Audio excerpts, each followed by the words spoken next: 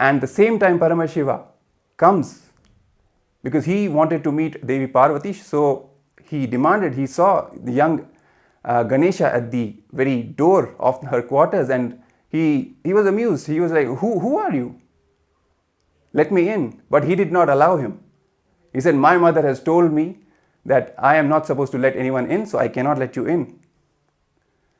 So he understood what was going on. He understood that Ganesha was none other than the very manifestation of the bio-memory of Devi Paramashiv Shakti. And he also understood that the boy is yet immature because he only carries the Devi's bio-memory. And he, Paramashiva, has to impart his own bio-energy to the young boy to complete him, to make him the complete manifestation of both Paramashiva and Paramashiv Shakti. So out of that action of giving his own bio-energy, he removes the young boy's head and gives his own bio-energy in the form of the elephant head. The story, as he removes the head of young Ganesha and in turn plants the elephant's head on top of the young boy and again gives life to the boy.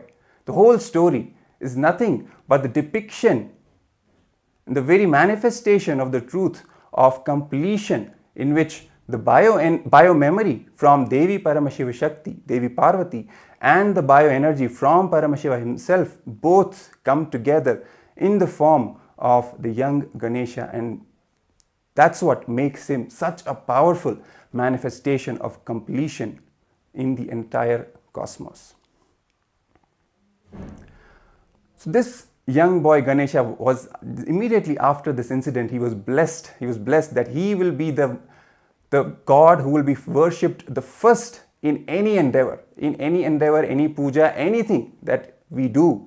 He will be worshipped first. His blessings will be taken first, and he will be the remover of all the obstacles so that all our endeavors become a success.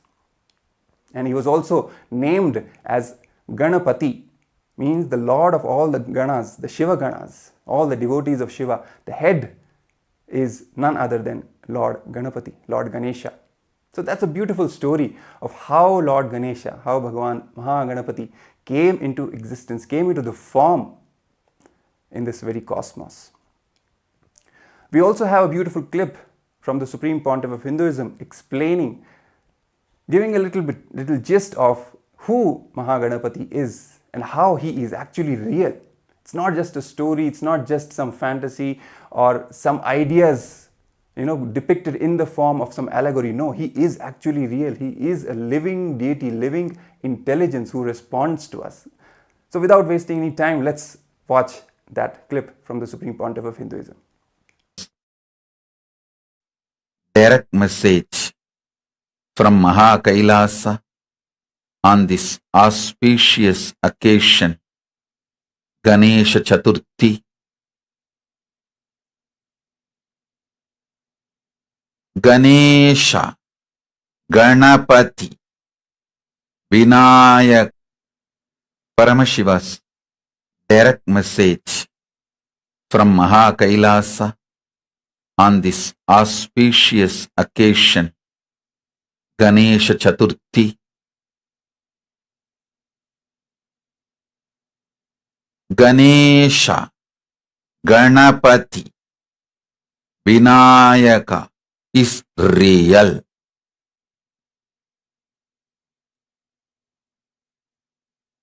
Listen. Ganapathi,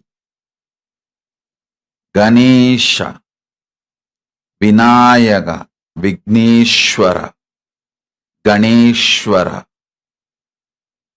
Maha Ganapathi is real. Listen to this real truth about the real existence.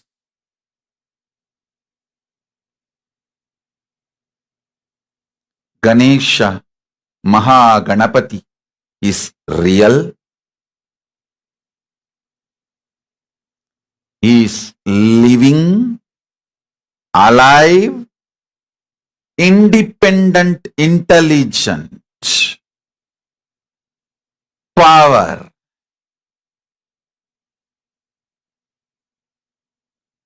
Invoking him,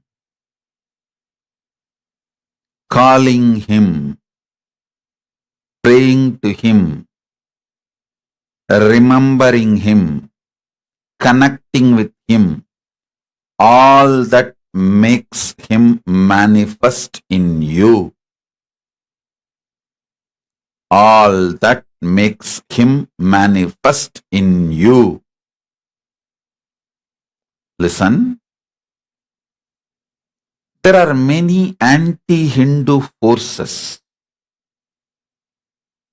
trying to brainwash you, saying those Hindu gods don't exist. They try to directly kill Hinduism and kill your enlightenment possibility, kill your possibility to experience the higher dimensions, KAILASA.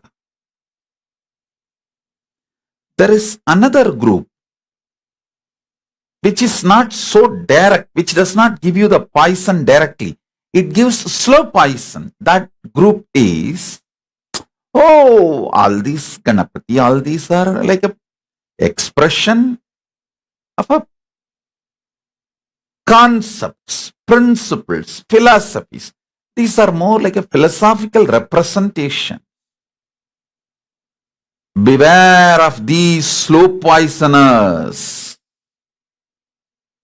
They also destroy your higher possibility in few months. The slow poisoners are more dangerous than the people who directly poison you, attack you. People who come with a direct knife, at least you know they are enemies. Who try to tell you, okay, Hindu gods all don't exist. Who try to tell, these are people come with a direct knife. Directly they want to destroy you. You know that they are enemies. But these slow poisoners are the most dangerous. And you get seduced by them. They appear so naive, sweet, almost like Hindu gurus, accepting almost the Hinduism, but very subtle way they put the poison in you. Listen, the poison they put is too much. The poison is, oh, these Ganesha, all these gods are philosophical representations.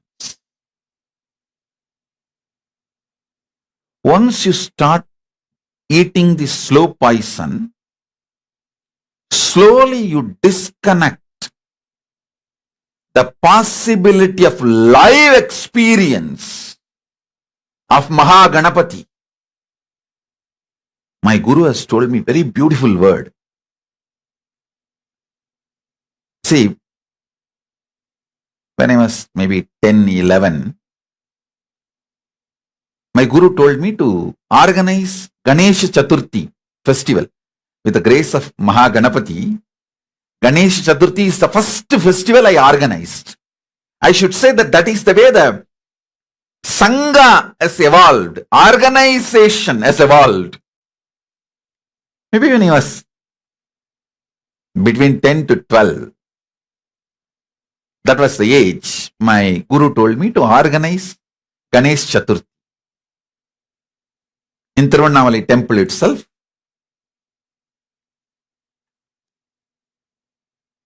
So I asked her, Kuppammal, it's Vibhuda Devi, and what all I should do, and her inputs, advice, guidance. The first thing she said, when you fed Ganapati and Ganapati ate at the age of 3. What did you think at that time? What was your mind? What was your inner space? I said, I just know Ganapati is there. And if I give him food, he will eat. She said, go with that same exact, precise inner space. She told beautifully in Tamil. Vinayagan தத்துவத்தின் வரைபடம் அல்ல, தத்துவத்தின் உயிர்ப்படம்.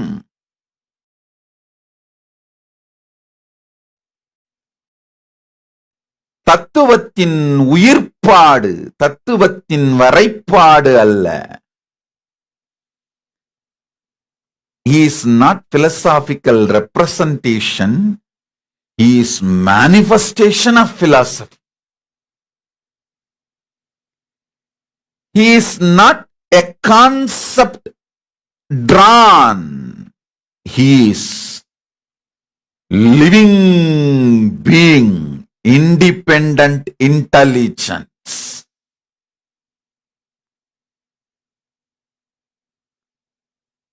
She said, with that inner space, start organizing, everything will fall in place. I am telling you, that's the most beautiful gift I received from my Guru and directly from Maha Ganapathi. Prasad of Maha Ganapathi. You can see this photograph. Young kid organizing, and it was a lot of work at that time. Maybe I'll narrate these details. Nithyananda? Yes. So as we saw, the Supreme Pontiff of Hinduism beautifully describing about the reality of Bhagavan Ganesha, Bhagavan Sri Maha Ganapathi.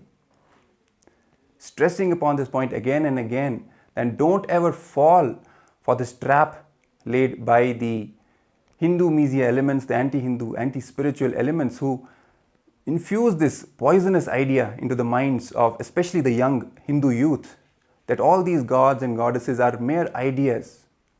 There are some who just completely deny the existence altogether, but even more cunning and in a covert way, how they destroy the very bhakti, the very connection which we are supposed to have with the deities. How they destroy that connection by infusing the poisonous ideas, like the gods and the goddesses are not real, they are mere fiction or just the representations of some ideas, some philosophical concepts or some psychological concepts, some archetypes or whatever the terms they use, which is absolutely not true. Because all the deities, all the gods and goddesses are real, they are living beings with independent intelligence who respond to whatever we ask them. We can talk to them and they respond to us. As the Supreme Pontiff of Hinduism was also describing how his own life started with Maha Ganapathi. Every aspect of his life, personal life, public life, the whole journey of establishment of Kailasa on planet Earth itself started with Maha Ganapathi and his blessings.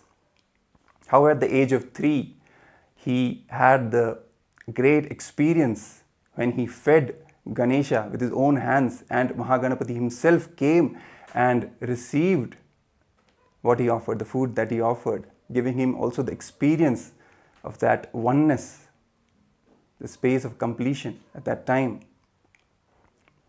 And how a few years down the line, when his first celebration, the festival of Ganesh Chaturthi was the first program or the event that he organized along with his friends in a very coordinated, proper way, making sure all the things are attended to and the event is made a success. Again, Sri Maha Ganapathi's blessings, starting the whole manifestation of Kailasa with that one event, public event, personal event being Ganesha himself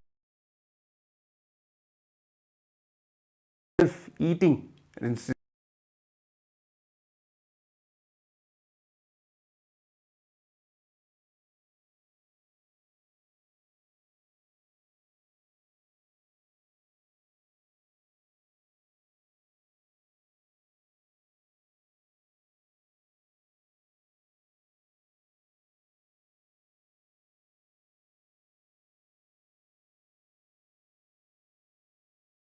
Receiving the food that the Supreme Pontiff of Hinduism offered.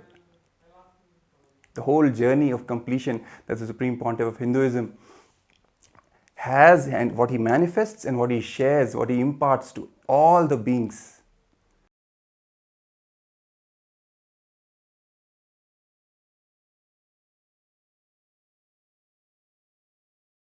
With Maha Ganapathi.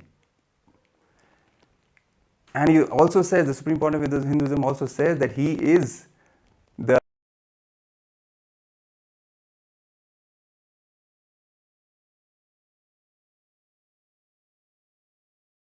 very gatekeeper of Kailasa itself. It is only with his blessings that we can even get entry into Maha Kailasa. He's the visa holder who imparts the visa. So this whole experience of Sri Maha Ganapathi, the powerful experience that he gives,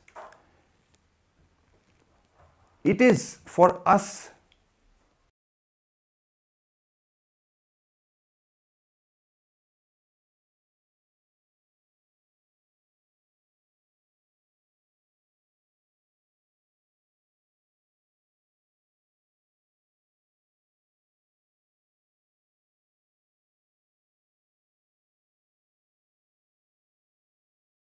form of Sri Maha Ganapathi with 4 hands, with upper left and right hands holding Pasha and Ankusha. Pasha is the rope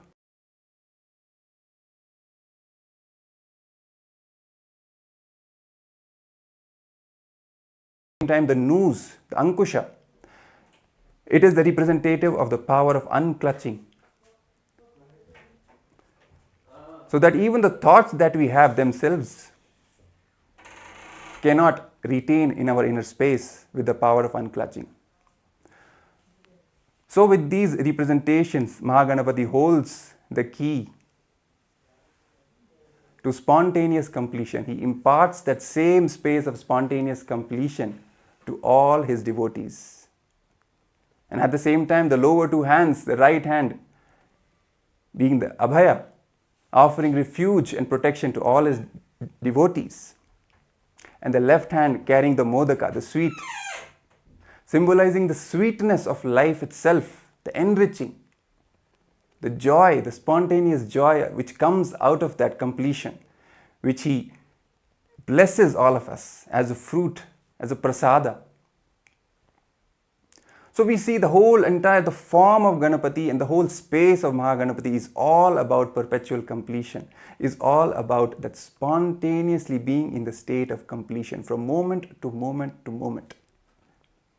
That is what the Supreme Pontiff of Hinduism has shared with us, the truth of Maha Ganapathi. And as we are preparing ourselves today to receive the Supreme Pontiff of Hinduism on this yet another exciting day of Ganesha Chaturthi this year, we are reigniting all these sweet initiations and memories and all the discourses which the Supreme Pontiff of Hinduism has given and the truths he has shared about Bhagavan Sri Maha Ganapathi with all of us. So let us watch one more small clip when the Supreme Pontiff of Hinduism and what he shares about Bhagavan Sri Maha Ganapathi. And as we get ready to receive the Supreme Pontiff of Hinduism for today's special live darshan and presidential address on today's special occasion of Ganesha Chaturthi.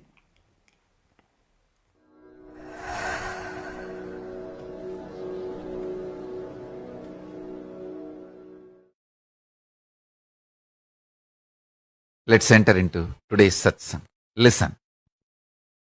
I'm going to speak very less words. Listen intensely. First, I'm taking the oath, keeping Maha Ganapathi as the witness. I promise I'll speak only the truth. Listen, because I'm going to reveal exact, precise truth Maha Ganapathi himself revealed to me from Kailasa. So I'm taking the oath and I am promising, keeping Maha Ganapathi as the witness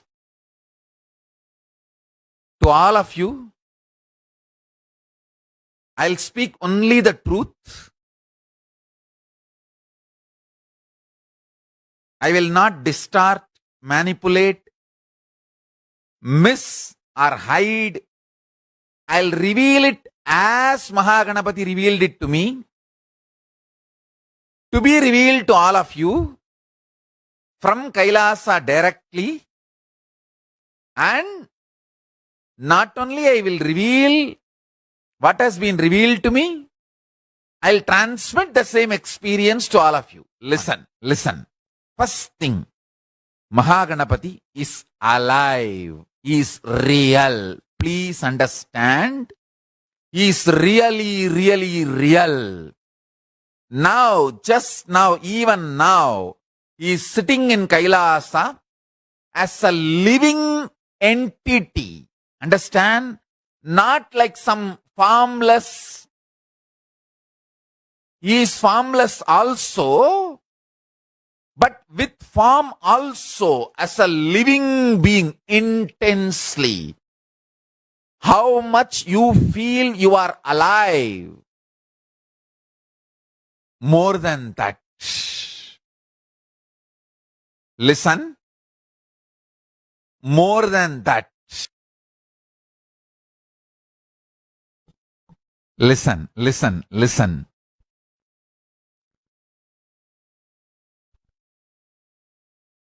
Even now, he is alive. Very much alive.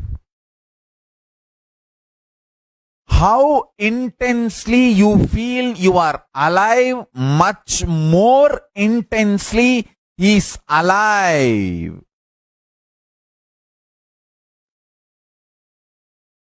He is actually listening now. What I am talking and what you are listening and enjoying. He is laughing, he is smiling. I can actually see. He's laughing and enjoying and telling me, reveal, reveal. Let people be initiated. Let them experience me. Listen carefully. He is alive. He is real. You guys are blessed. You are all blessed to listen, to hear, to receive this initiation directly with his permission from him. Understand? Not like some Advaitic cosmic energy. He is alive much more than how much you are alive. I am alive. With 25 heads, 50 hands, 25 elephant heads and 50 hands, as Maha Ganapathi is sitting now alive in Kailasa. Understand? He is present in all our temples in the form of Ganapati deity, and he is available to all of us. And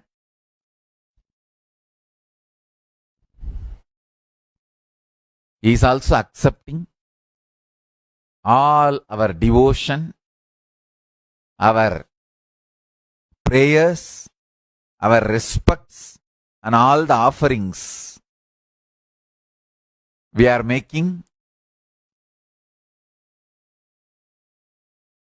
He is extremely happy and blessing all of us from the Kailasa, and he is available to all of us. The deities, Ganesha deities in all our temples. Now wherever you are all sitting, understand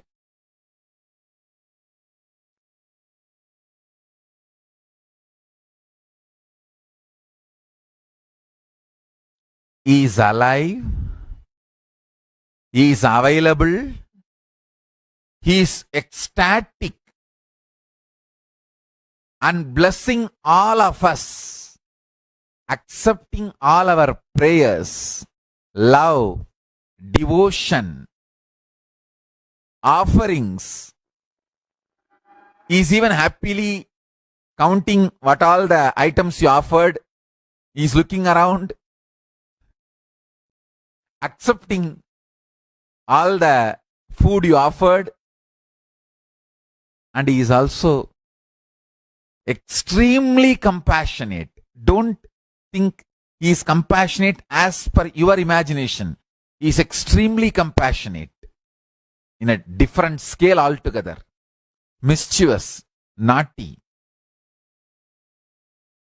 not just eating, throwing all the food you offer, enjoying, celebrating. He is beyond any procedures, systems. He is extremely loving, blissful. Understand? I am describing him as he is now.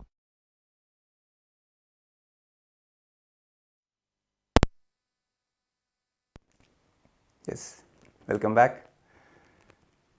What a way of describing Bhagavan Sri Maha Ganapathi. Listening to the revelations directly from the Supreme Pontiff of Hinduism, who is the very living manifestation of Paramashiva, who is the very embodiment of Maha Ganapathi himself. The very space of Maha Ganapathi simply becomes our reality. When the Supreme Pontiff of Hinduism describes in the most jovial way how in complete completion and joy and bliss Bhagavan Ganesha is, even mischievous and naughty, and at the same time most compassionate, beyond even our own scale of judging compassion. His very state of perpetual completion becomes our reality. Simply the smile starts manifesting on our face, and our whole space just shifts. And as we are getting ready to receive the Supreme Pontiff of Hinduism in the live Darshan today, on the special occasion of Ganesha Chaturthi, it's also important to mention that Kailasas from all over the world, all the global temples, the spiritual embassies of Kailasa are celebrating Ganesh Chaturthi. In fact, this whole Ganesha Chaturthi Brahmotsavam, it has been such a joyful celebration with so many auspicious rituals, celebrations, homas, abhishekams that were offered all over the world in various temples. For example, even yesterday in Kailasa in Ohio, very major 2 homas were held on this special occasion of Ganesh Chaturthi. One Ayudha Modaka Ganapati Moolamantra Homa and Ashtotra Shatakamalena Mahalakshmi Homa. These 2 grand homas were celebrated with great joy in Kailasa in Ohio. And at the same time in Kailasa in Los Angeles, a grand Maha Abhishekam was also offered to Bhagavan Maha Ganapathi. Devotees from all across the whole area surrounding these kshetras, powerful spiritual centers that these temples are, which are personally installed and energized by the Supreme Pontiff of Hinduism. The devotees flocked in and took part in these rituals, these celebrations, making deities of Ganesha with their own hands and offering food to the deity. In fact, even in Kailasa in Los Angeles, Ganapati even received the offerings of the devotees in a grand power manifestation session where the devotees offered milk to Ganapati and he actually drank that milk. That is what the Supreme Pontiff of Hinduism is saying again and again, even in the clips that we have just seen. Ganapati is real, Ganesha is real. It's not just an idea, it's not just a representation, philosophical representation. He is a living being. Always joyful, always blissful, ready to bless us with the best gifts. There's also a very small story from the life of the Supreme Pontiff of Hinduism, when he says when he was a young boy, as we have just said, every year he used to celebrate Ganesh Chaturthi. He used to make Ganesha deities to pray, to worship Ganesha on his own. He used to make clay deities of Ganesha. So one day what happened is one of his neighbors, one of the neighbor grandmothers, she made a statement that, why are you wasting time with the clay deities? Just buy from the market and worship. So immediately the young Supreme Pontiff of Hinduism rushes to Arunagiri Yogeshwara, Paramashiva himself, who happened in the life of the Supreme Pontiff of Hinduism as his own guru. So he rushes to him and explains what happened, what the lady had said. And Arunagiri Yogeshwara makes this one statement. He says that life is not just all about money. It is your ability to do, the possibility of you to visualize and hold that visualization and then manifest into reality. That is what is the real value. If we just buy the Ganesha deity and just offer puja for that, let's say half an hour, we will get the benefit of that half an hour being in remembrance of Ganapati. But when we actually make the deity with our own hands, let's say we take a day, 2, 3 days, holding Ganapati's form, his space, his memory in our inner space, in our very brain, carrying that visualization, and that our hands making that visualization into reality, that whole time period we will be in samadhi, bhava samadhi of Maha Ganapathi, constant remembrance of him. There is no match between the fruits of that with just buying a deity from the market and worshipping. So as a remembrance of the same act, all the devotees who are taking part in this whole grand celebration of Ganesha Chaturthi from all over the world, all the Kailasas from all over the world, they are taking part in this celebration by making their own Ganesha deities and then making the offerings to that deity. So that ultimately it is the inner space where Ganapati has to manifest, and from that inner space the outer manifestation will begin. And for that inner manifestation to happen, this simple exercise of making your own deity, clay deity or a sandal paste deity, whatever, turmeric, anything, and then offering to that deity, it holds a completely different value. And the Supreme Pontiff of Hinduism has shared from his own life how Arunagiri Yogeshwara himself initiated him into this powerful truth.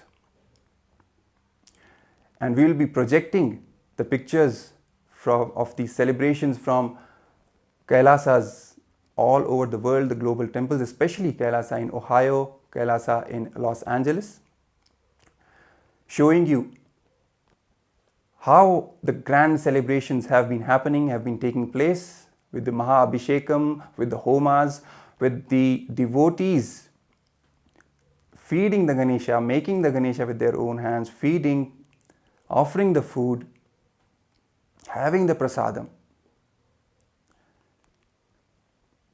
reinstating that simple attachment to Maha Ganapathi in their own lives. And as we started this whole show today by remembering the truth that the Supreme Pontiff of Hinduism has shared, that Ganesha is real, he is not just an idea. He is not just a representation of some philosophical truth of intelligence or this or that. No, all those are just poisonous ideas which are meant to destroy our simple connection, simple bhakti with our deities, our chosen Ishtadevatas. And also remembering from the powerful story when the Supreme Pontiff of Hinduism himself fed Maha Ganapathi when he was just at the age of 3, a young boy.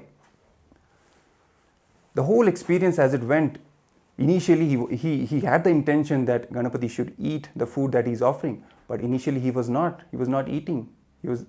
So the young boy, the Supreme Pontiff of Hinduism, He started intimidating the Ganesha, his Ganesha deity, threatening that I will throw you in the well if you don't eat.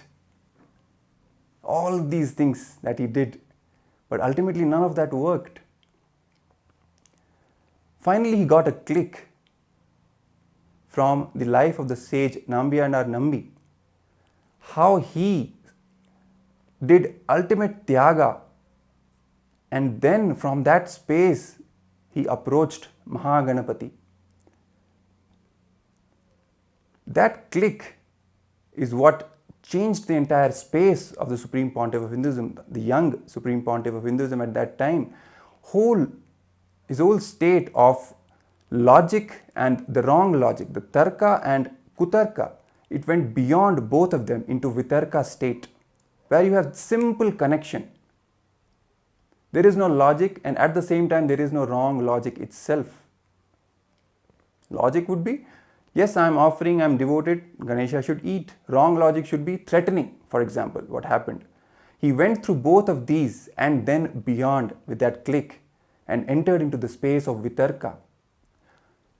Vitarka, as the Supreme Pontiff of Hinduism explains, is the straight umbilical cord connection, the power line, where simply all the truths manifest, the connection strengthens, and we get initiated into the bhava samadhi of that deity.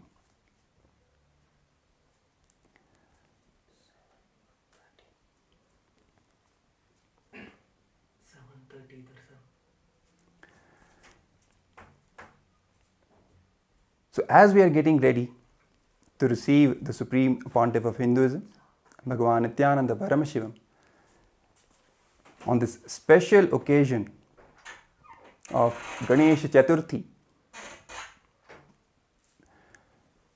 we are announcing to all the viewers who are watching us that the darshan will happen at 7:30 Eastern Time, that is 5 AM Indian Standard Time.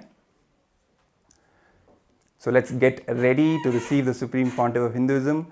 Let's have that space of spontaneous completion, of simple devotion and vitarka, as we were just talking about. The Supreme Pontiff of Hinduism also shared in one of his discourses, one of his presidential addresses, that the young Hindu youth, the worst thing that has happened to them is the loss of vitarka.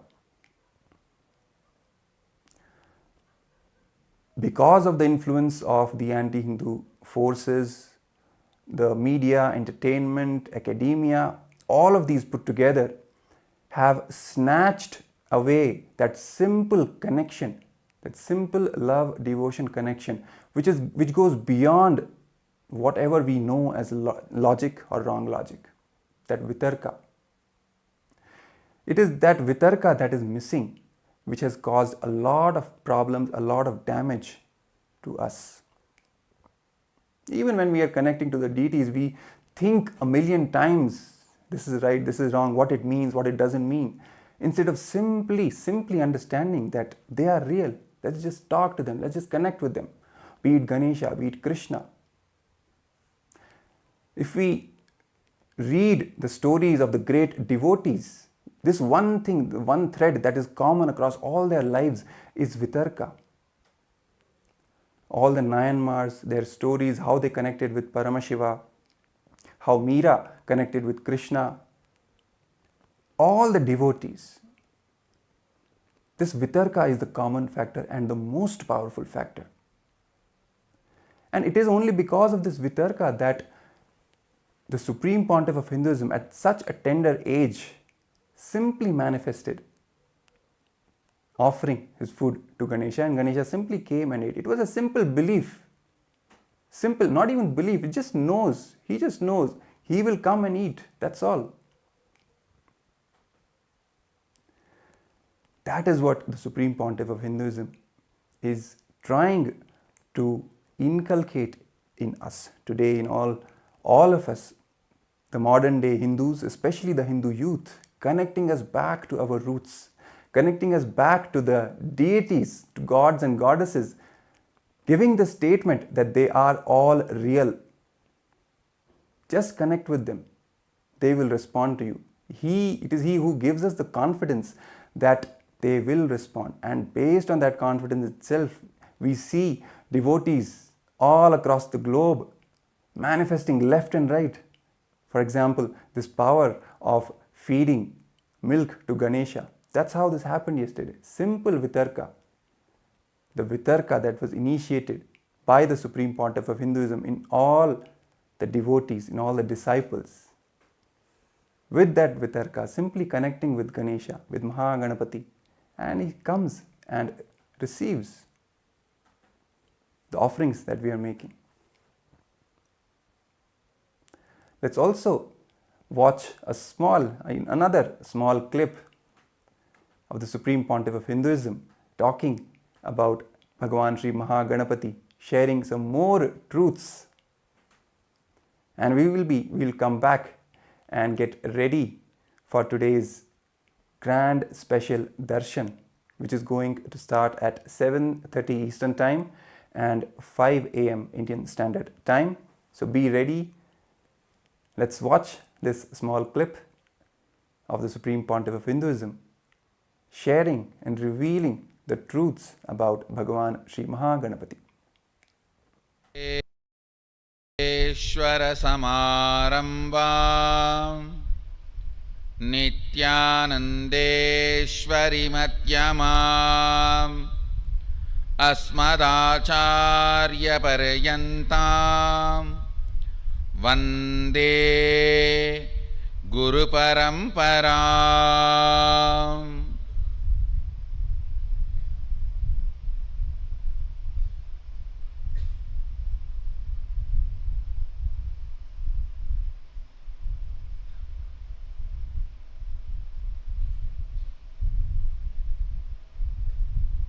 And today, Tirjnana Sambandhar. It is Avani Chaturthi.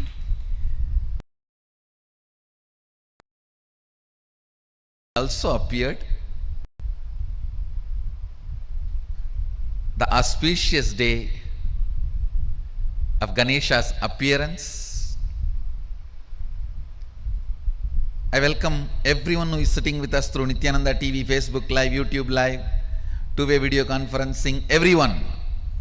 Long list, so I welcome all of you with my love and blessings. First, let us receive Parabrahma Swarupi, Sadashiva Swarupi, Maha Ganapathi's blessings on his appearance day. He is gracing in Sarvalankara and 108 Naivedya.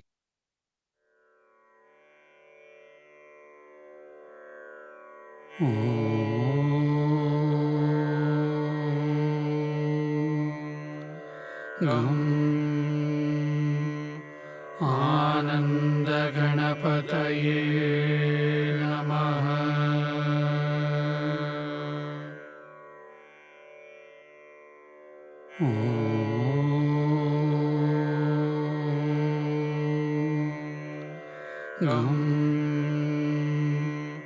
Ananda Ganapataye Namaha.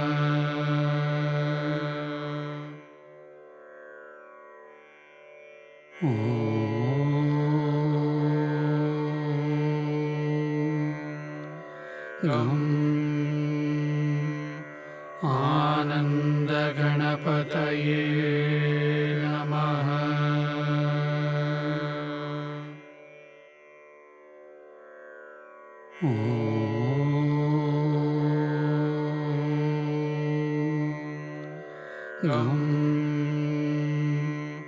Ananda Ganapataye Namaha.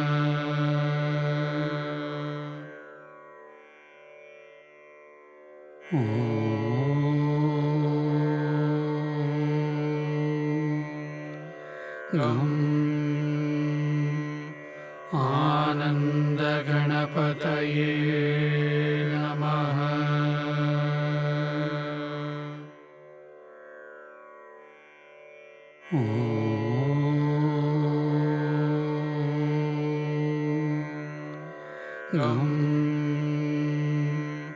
Ananda in the Bangalore Adinam. So I welcome everyone to join physically or virtually. Ganesha. He embodies, symbolizes spontaneous completion celebration. Listen. Spontaneous completion celebration. Just see him, you will be joyful. He's embodiment of joy with a big belly and nicely sitting and nicely enjoying food. You can see this very form very clearly shows he's a worry-free guy and no worries, no sufferings, no pain, nothing. Very happy about himself, very happy about the universe, very happy about his happening, everything. I tell you,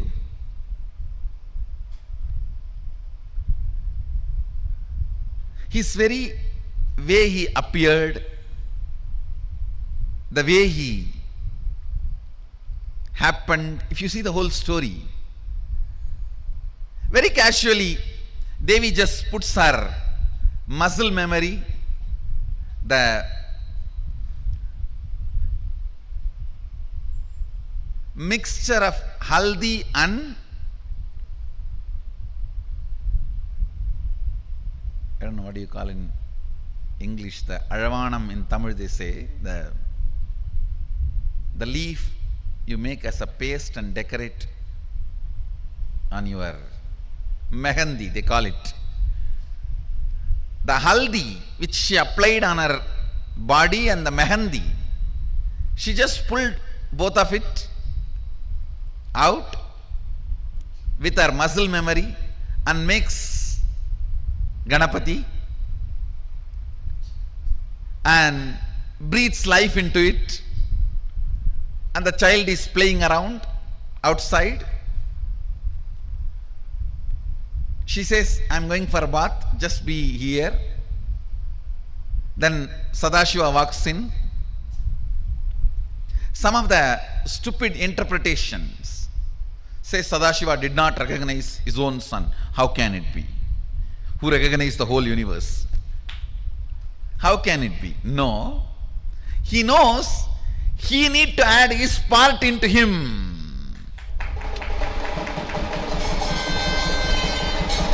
He has to make him complete.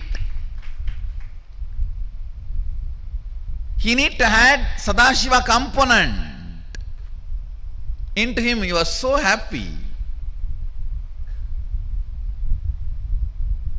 He just needs to add his component. So he playfully picks a fight with him. Hey, who are you? That fellow says, hey, who are you? You are coming to my house? You are asking me, who are you? I am the son of the owner of this house. Who are you? He says, no, I am the owner of this house. I have to go inside. He says, no, my mother is taking bath. You cannot go inside now. Hey, I am the owner of this house. You are not letting me inside. In that playful fight, he removes the ignorance of Adi Ganapathi. Understand? He removes the ignorance of Adi Ganapathi. Because he is made of only the matter, Adi Shakti, Prakriti. Now Sadashiva need to add the Purusha, the bioenergy into it.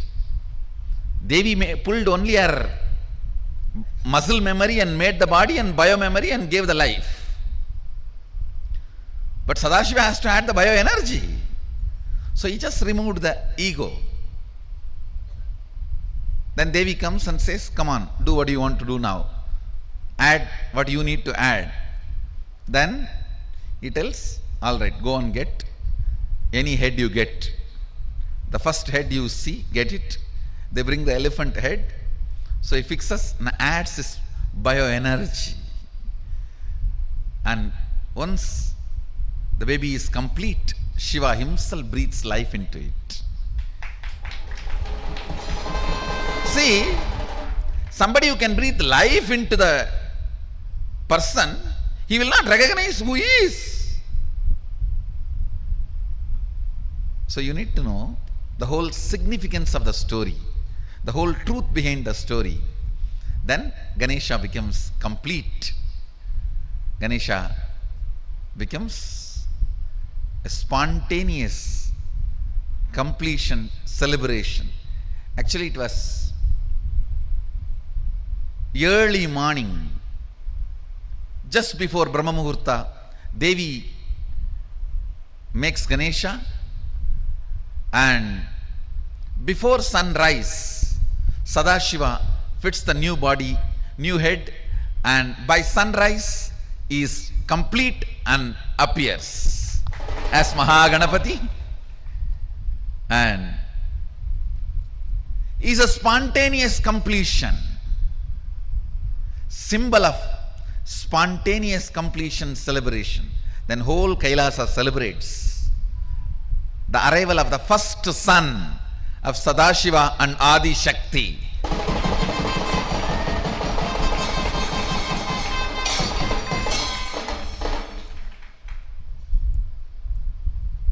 Is the embodiment, symbol of spontaneous completion celebration. Today, let's invoke His grace, let's invoke Him and bring spontaneous completion into all our incompletions. Let your idea about your body be based on completion. Let your idea about your mind be based on completion. Let your idea about your wealth be based on completion. Let your idea about your health be based on completion. Let your idea about your beauties be based on completion. Let your idea about others be based on completion. Let your idea about everything, understand? Weakest way of existing is fear. Let that fear be blasted by Maha Ganapathi's spontaneous completion celebration. Invoke him. He is easy to approach. Asudosha. Asudosha means easily pleased, easy to approach, easily pleased. He is Asudosha. That is why you can approach him in any way. Nithyananda, yes. And as we just witnessed this powerful revelation from the Supreme Pontiff of Hinduism, describing the grandeur, the magnificence of Bhagavan Sri Maha Ganapathi and this intense space of completion that he carries and bestows upon all his devotees, all the disciples who worship him, who approach him with humbleness, with surrender.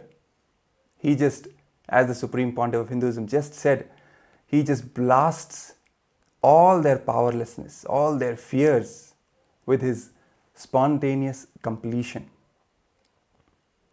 The Supreme Pontiff of Hinduism has again and again stressed upon this truth that completion is the very foundation of our lives.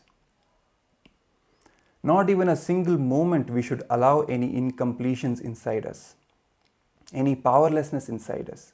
The moment we start allowing incompletions, the moment we start giving legitimacy to the incompletions inside us, it is like we declaring that we don't have any control over our own life, which is actually not true. It is just the state of irresponsibility that gets induced in us by the delusion of these incompletions. So the moment any incompletions come, the moment they arise in us, simply remembering our Guru, the Supreme Pontiff of Hinduism, who is the very embodiment of Maha Ganapathi's space of perpetual completion.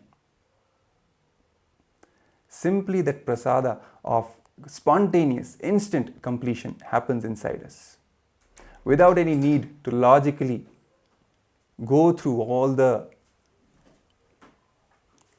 whatever it is, the thoughts, the thought currents to reach any conclusion. No. Simply, a simple decision to complete induces that space of completion. When we just realize that all the incompletions are not even real in the first place, they are just delusion made up by our mind. So we don't even have to fight them, just ignore them. It makes them completely redundant. And we come back to the space of spontaneous completion. As even we were talking about earlier, Maha Ganapathi's form, when he holds the Pasha and Ankusha in his two hands, Ankusha is the power of unclutching. The moment any incompletion arises, simply unclutch from that. And we fall back into the state of completion, of restful awareness. The Supreme Pontiff of Hinduism also shares from the space of Maha Ganapathi, the way he is joyful, he is blissful all the time. We should also be energetic, always pro-life, deciding for life, joyful, energetic, excited, working on different things, different projects, taking on multiple things at the same time. Then where is the time of even giving time to any incompletion? From his own life, he shares a story of when he organized the Ganesh Chaturthi festival for the first time. That's how the whole journey began. Along with his friends, his neighbors, the way they organized the whole festival, the grand celebrations, each and everything was taken care of. The Supreme Pontiff of Hinduism at that young age involved himself in all the aspects. He was a painter, he was a musician also, he was a sculptor, he was the accountant as well. All the different dimensions of life he touched, he completely involved in. Without having any ideas that this is what I am good at, this is what I am not good at. All these ideas are just completely bogus, as the Supreme Pontiff of Hinduism says again and again. And even in KAILASA's Nithyananda Gurukul, this is one practice which forms the very foundation of the life of the kids, of the Gurukul kids. They're encouraged to involve in various activities without any idea of this is their thing or this is not their thing, this is what I am good at, this is what I am not good at. No, that is not even a part of the vocabulary in KAILASA's Nithyananda Gurukul. All the 64 arts, all the kids have to take part in. It's simple sheer involvement in life and manifesting fulfillment in all dimensions. Be it creative field, be it logical field, mathematics, academics, sports, anything. Having that complete involvement with energy, with joy, with bliss, it induces completion from moment to moment in our lives, and we see our life expanding every moment. This spontaneous completion, this bliss, this joyful expansion and involvement in life is the prasada that Bhagavan Sri Maha Ganapathi gives to all of us. From his own inner space, he bestows upon all his devotees this prasada of instant, spontaneous completion, of joy, of energy, of vitality, of simply enjoying life to the fullest. And that's exactly what the Supreme Pontiff of Hinduism initiates us into when he expresses as the very manifestation of completion itself and makes completion happens in all of us. Stressing upon this point how important completion is, how powerful completion is. Not even a single moment of incompletion is worthy of being entertained in our inner space, because it simply doesn't belong there. It is not even real. This power of completion is what Bhagavan Sri Maha Ganapathi is the embodiment of. It's the power of completion, power of consciousness. When we feed food to Maha Ganapathi and he accepts it and he graces us by receiving it, by having that food, It is simply He initiating us into the power of our consciousness, making us realize that we are much more than just this body and mind. We are the consciousness and we have the power over entire Prakriti, entire matter. This power of consciousness over matter, which the Supreme Pontiff of Hinduism initiates all his disciples and devotees into. This is what is the fruit of Maha Ganapathi, directly becoming a part of our inner space. As a fruit, as the very sweetness that he gives to all of us.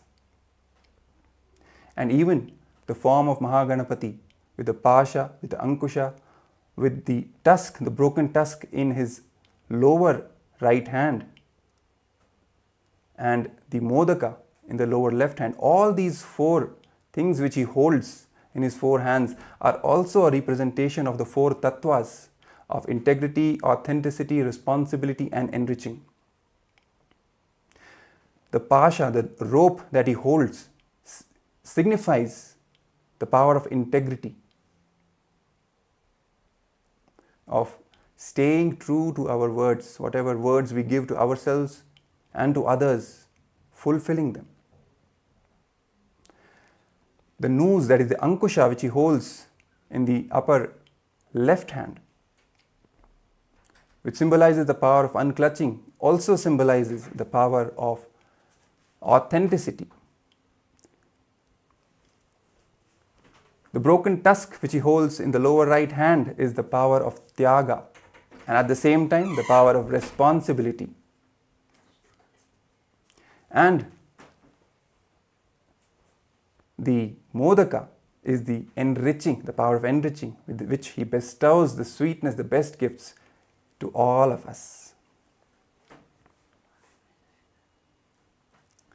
So as we prepare ourselves to receive the Supreme Pontiff of Hinduism, today on the special occasion of Ganesha Chaturthi, when the Supreme Pontiff of Hinduism will be gracing us all with the live Darshan and the presidential address, let us remember all these truths that the Supreme Pontiff of Hinduism shares with us about Bhagavan Sri Maha Ganapathi. And let us invoke the same space of instant completion, of spontaneous completion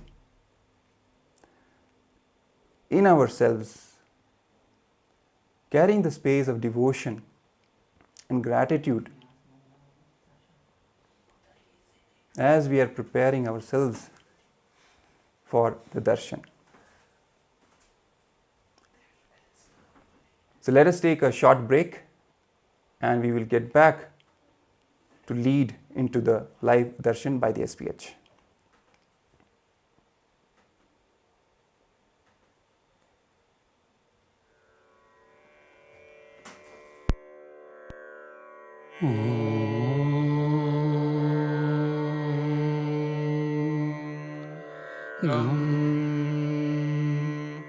आनंद गणपतये नमः।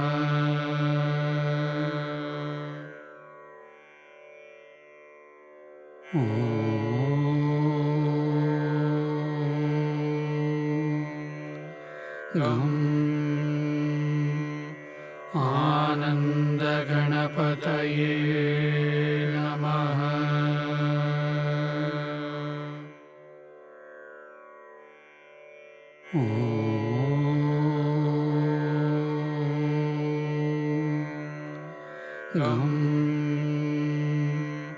आनंद गणपतये नमः।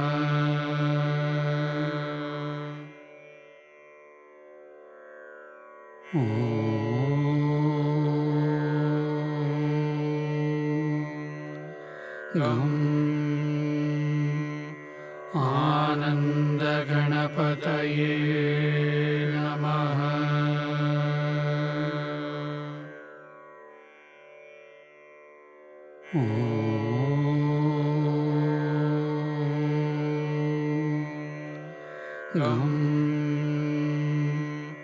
आनंद गणपतये नमः।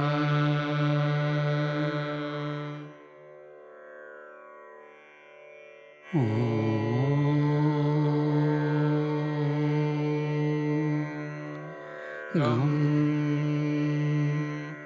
आनन्दगणपतये नमः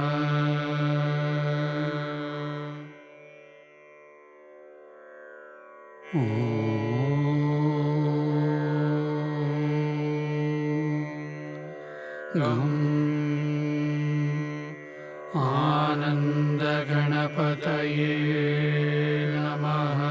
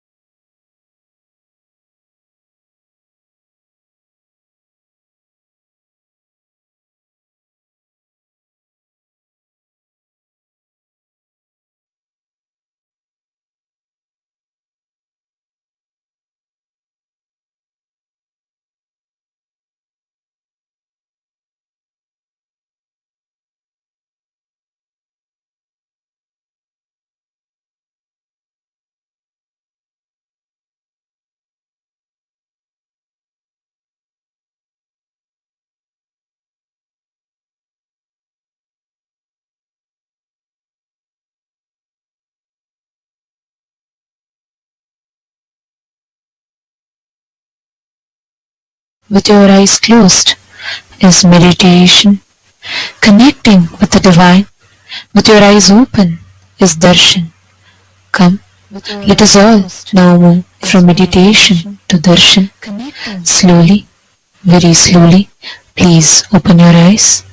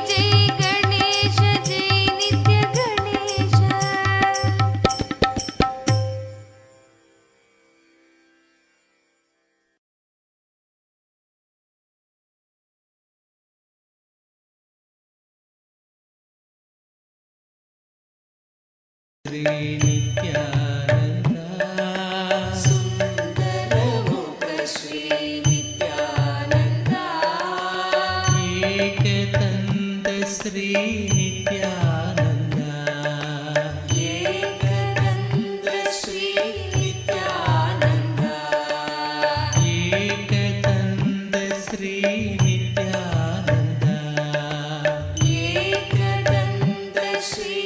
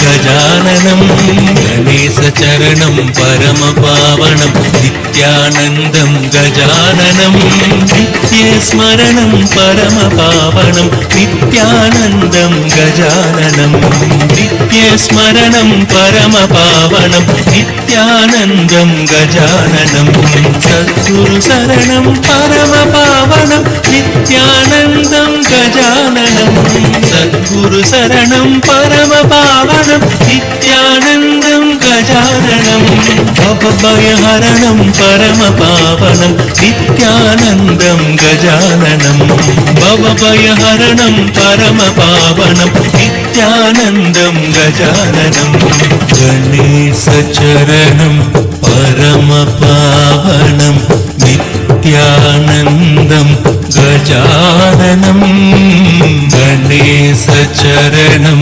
పరమపావనం నిత్యానందం గజాననం నిత్యస్మరణం పరమపావనం నిత్యానందం గజాననం నిత్యస్మరణం పరమపావనం నిత్యానందం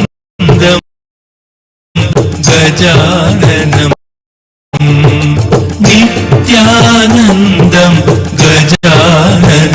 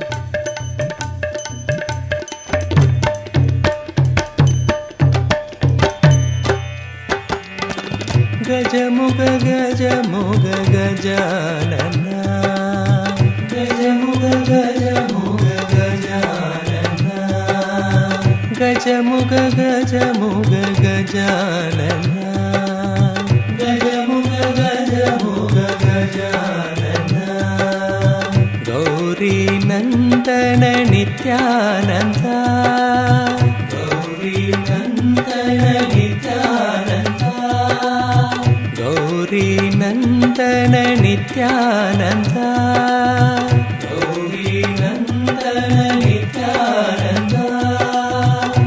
ಗಜಮುಗ ಗಜಮುಗ ಗಜಾನನ ಗಜಮುಗ ಗಜಮುಗ ಗಜಾನನ ಗಿರಿಜಾನಂದನ ನಿತ್ಯಾನಂದ ಗಿರಿಜಾನಂದನ ನಿತ್ಯಾನಂದ ಗಿರಿಜಾನಂದನ ನಿತ್ಯಾನಂದ ಗಿರಿಜಾನಂದನ ನಿತ್ಯಾನಂದ ಗಿರೀಶನಂದನ ನಿತ್ಯಾನಂದ ಗಿರೀಶನಂದನ ನಿತ್ಯಾನಂದ ಗಿರೀಶನಂದನ ನಿತ್ಯಾನಂದ ಗಿರೀಶನಂದನ ನಿತ್ಯಾನಂದ ಗಜಮುಗ ಗಜಮುಗ ಗಜಾನನ ಗಜಮುಗ ಗಜಮುಗ ಗಜಾನನ ಗಜಮುಗ ಗಜಮುಗ ಗಜಾನನ ಗಜಮುಗ ಗಜಮುಗ ಗಜಾನನ ಗೌರಿ ನಂದನ ನಿತ್ಯಾನಂದ ಗೌರಿ ನಂದನ ನಿತ್ಯಾನಂದ ಗೌರಿ ನಂದನ ನಿತ್ಯಾನಂದ ಗೌರಿ ನಂದನ ನಿತ್ಯಾನಂದ ಗಜಮುಗ ಗಜಮುಗ ಗಜಾನನ ಗಜಮುಗ ಗಜಮುಗ ಗಜಾನನ ಗಿರಿಜಾನಂದನ ನಿತ್ಯಾನಂದ ಗಿರಿಜಾನಂದನ ನಿತ್ಯಾನಂದ ಗಿರಿಜಾನಂದನ ನಿತ್ಯಾನಂದ ಗಿರಿಜಾನಂದನ ನಿತ್ಯಾನಂದ ಗಿರೀಶನಂದನ ನಿತ್ಯಾನಂದ ಗಿರೀಶನಂದನ ನಿತ್ಯಾನಂದ ಗಿರೀಶನಂದನ ನಿತ್ಯಾನಂದ ಗಿರೀಶನಂದನ ನಿತ್ಯಾನಂದ ಗಜಮುಗ ಗಜಮುಗ ಗಜಾನನ ಗಜಮುಗ ಗಜಮುಗ ಗಜಾನನ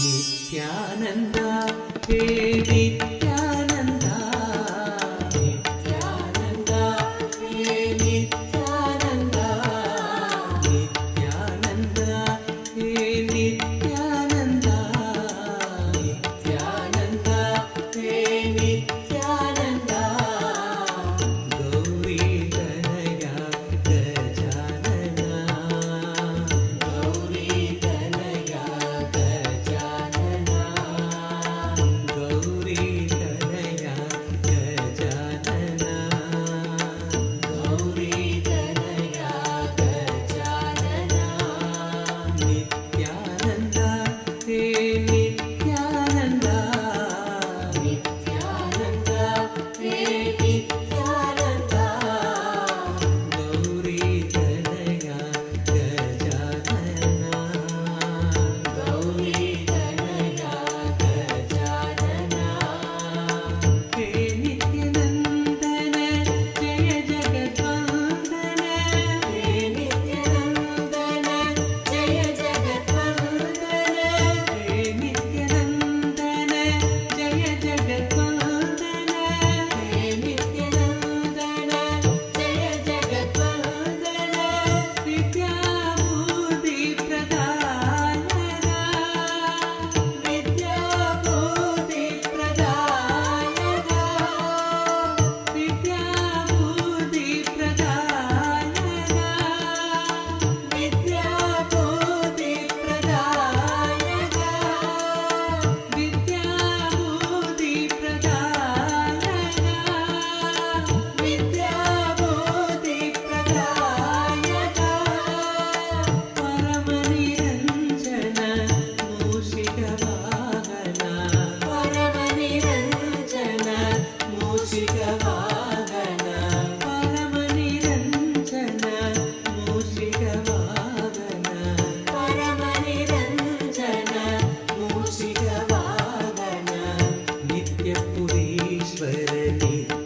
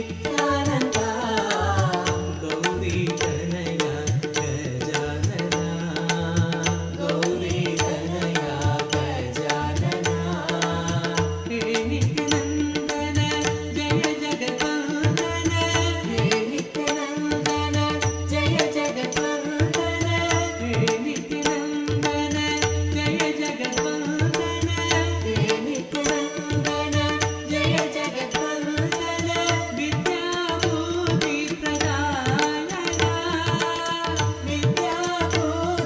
विद्याबुद्धिप्रदायक परमनिरञ्जन मूषिकवाहन परमनिरञ्जन मूषिकवाहन नित्यपुरीश्वर नित्यानन्द नित्यपुरीश्वर नित्यानन्द नित्यपुरीश्वर नित्यानन्द नित्यपुरीश्वर नित्यानन्द नित्यानन्द हे नित्यानन्द नित्यानन्द हे नित्यानन्द नित्यानन्द हे नित्यानन्द नित्यानन्द हे नित्यानन्द गौरी तनया गजानना गौरी तनया गजानना हे नित्यानन्दन जय जगद्वन्दन हे नित्यानन्दन जय जगद्वन्दन विद्याबुद्धिप्रदायक विद्याबुद्धिप्रदायक विद्याबुद्धिप्रदायक विद्याबुद्धिप्रदायक परमनिरञ्जन मूषिकवाहन परमनिरञ्जन मूषिकवाहन नित्यपुरीश्वर नित्यानन्द नित्यपुरीश्वर नित्यानन्द नित्यपुरीश्वर नित्यानन्द नित्यपुरीश्वर नित्यानन्द नित्यानन्द हे नित्यानन्द नित्यानन्द हे नित्यानन्द गौरी तनया गजानना गौरी तनया गजानना हे नित्यानन्दन जय जगद्वन्दन हे नित्यानन्दन जय जगद्वन्दन विद्याबुद्धिप्रदायक विद्याबुद्धिप्रदायक परमनिरञ्जन मूषिकवाहन परमनिरञ्जन मूषिकवाहन नित्यपुरीश्वर नित्यानन्द नित्यपुरीश्वर नित्यानन्द नित्यानन्द हे नित्यानन्द नित्यानन्द हे नित्यानन्द नित्यानन्द हे नित्यानन्द नित्यानन्द हे नित्यानन्द गौरी तनया गजानना गौरी तनया गजानना नित्यानन्द हे नित्यानन्द नित्यानन्द हे Nityanand Gauri Tanaya Gajanana Gauri Tanaya Gajanana नित्यपुरीश्वर Nityanand नित्यपुरीश्वर Nityanand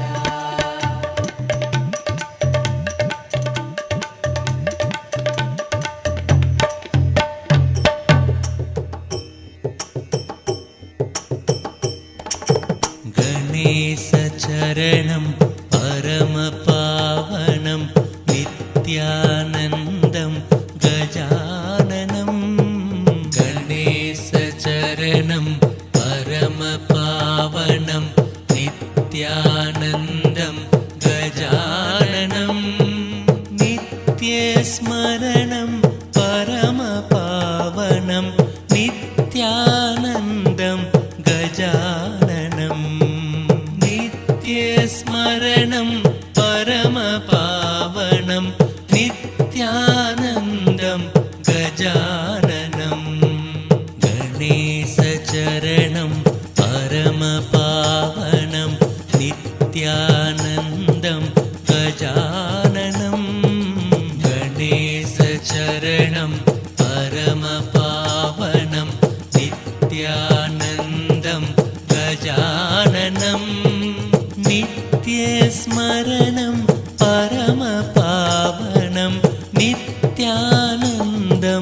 गजाननं नित्यस्मरणं परमपावनं नित्यानन्दं गजाननं सद्गुरुशरणं परमपावनं नित्यानन्दं गजाननं सद्गुरुशरणं परमपावनं नित्यानन्दं गजाननं भवभयहरणं परमपावनं नित्यानन्दं गजाननं भवभयहरणं परमपावनं नित्यानन्दं गजाननम्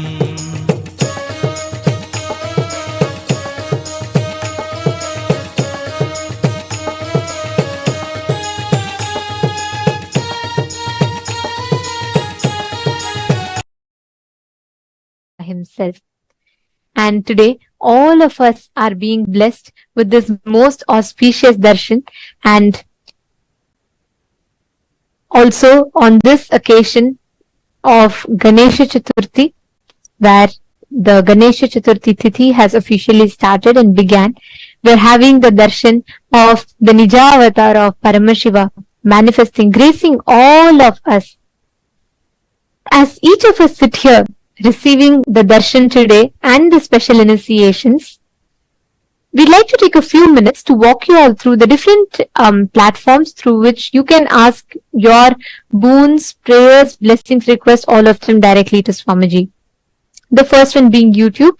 You all can head to KAILASA's SPH Nithyananda, the official YouTube channel, and please subscribe to the channel. Go to the live stream in that channel. You can post all your prayers, all the blessings requests as a comment under the comment section.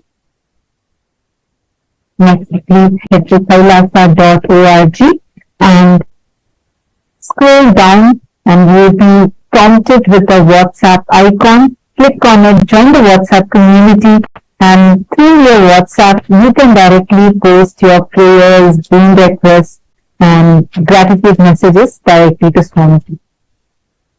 Twitter, you can head to x.com and go to Kailasa's SPH Nithyananda Paramashivam, the official Twitter handle. You'd have to go to the pinned tweet of that particular handle and you'll have to reply tweet to that particular pinned tweet with any questions that you would like to request, any subject that you would like to request Swamiji to reveal further on.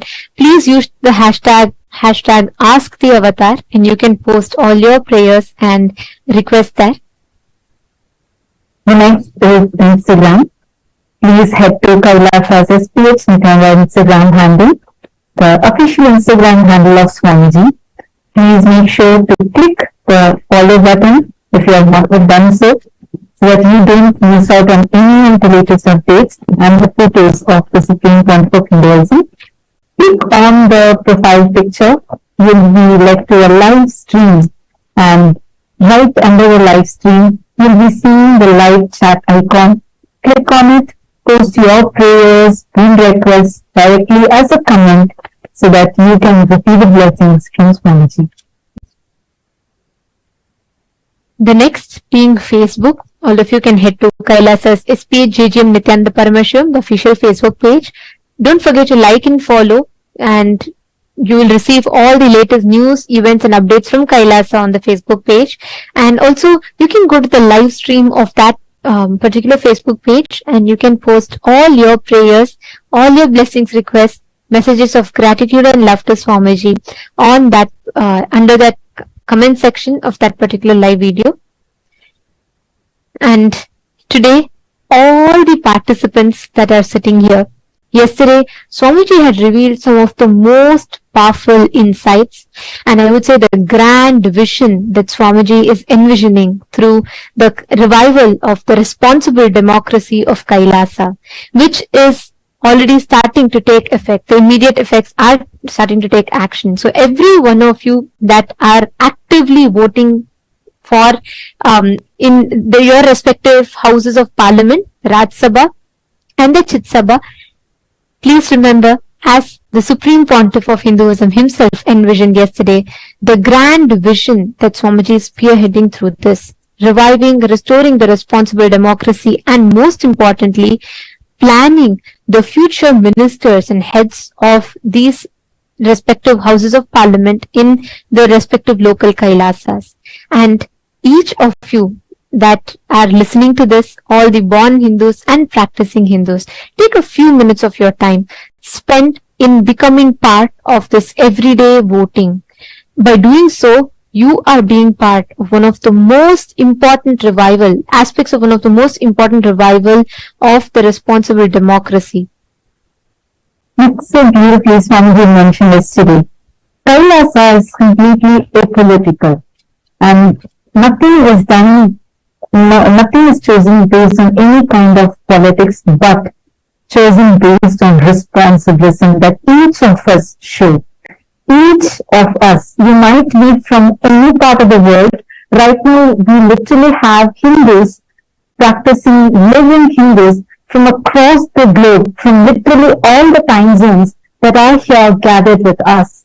And the Supreme Pontiff of Hinduism, who is spearheading this effort, uniting all the Hindus, the two brilliant Hindus, the born, living and practicing Hindus from across the world, through this responsible democracy system where each one of us are empowered with the right knowledge, and based on the responsibility that we show, we are made as a part of the core government of Kailasa, where, as we all know, Swamiji had revealed to us how Hinduism has the most ancient democracy system, which is called as the responsible democracy that was conducted as Anubhava Mantapa. And Swamiji is reviving this exact thing so that all of us are first enriched with the right knowledge, empowered with the powerful cognitions, and through the empowerment and the powerful cognitions Swamiji is giving us, making all of us responsible so that we all take the responsibility for Hinduism and be part of this grand revival of Kailasa that Swamiji has been doing for all of us, not just for Hindus, but for humanity at large. Today we learned a very important subject. We learned about the 11 genders. Gender identity has become a huge crisis that the modern day is currently facing. There are many gender-related issues and women empowerment-related issues that the world is facing. And at this point in time, when the world is diversified in its opinions on gender, and ultimately each group having a divided stance on this, and there's a lot of discussions, and there's a lot of people who are suffering because of the misconceptions, misunderstandings, and the not having the right access to the right knowledge of gender and how to complete. At this point in time, blessed are we who have Paramashiva, who is reviving and gifting this most sacred science from Hinduism to the whole world through the revival of 11 genders. Swamiji revealed one of the most unique and important principle of Hinduism, where every being is revered, the essence of every being is revered as consciousness, irrespective of the choice of gender that they choose to express, that they choose to carry forward with. And today, so many of you had also posted how you feel that this knowledge is too precious and has to be taken to the world, and how it is going to help resolve some of the most important modern day issues. So, keeping this in mind, this is going to be the voting topic for today.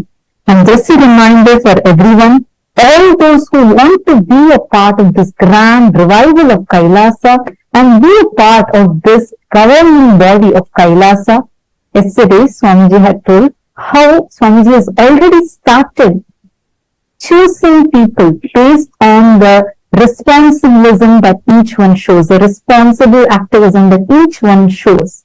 And here, and Swamiji also mentioned how, based on how actively you are participating in the voting, whether it is the Rajya Sabha voting, which is open to all the Hindus across the world, be it born Hindus or practicing and living Hindus. It is open for everyone, including the SJP Kartas, Yajamans, and Sarvanya Pitadishwas, like everyone.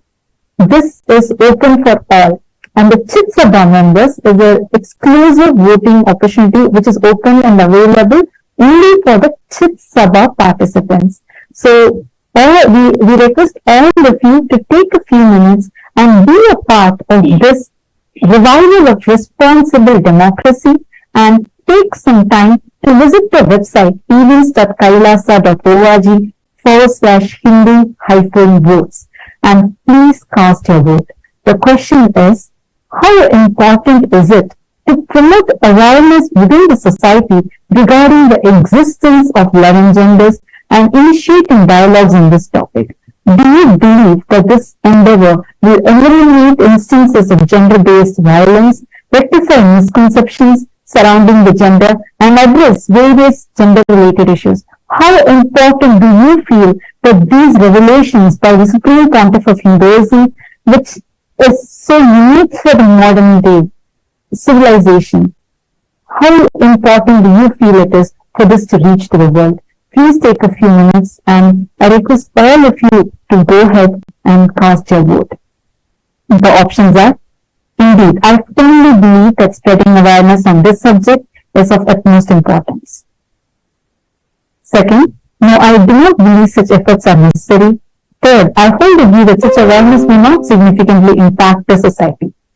Take a few minutes and please tweet the choice you voted for on Twitter, and please tag Swamiji's official Twitter handle at Sri Nithyananda, and use the hashtags #Kailasa Parliament, #Kailasa Votes, and #Nithyananda, and please tweet why you choose this.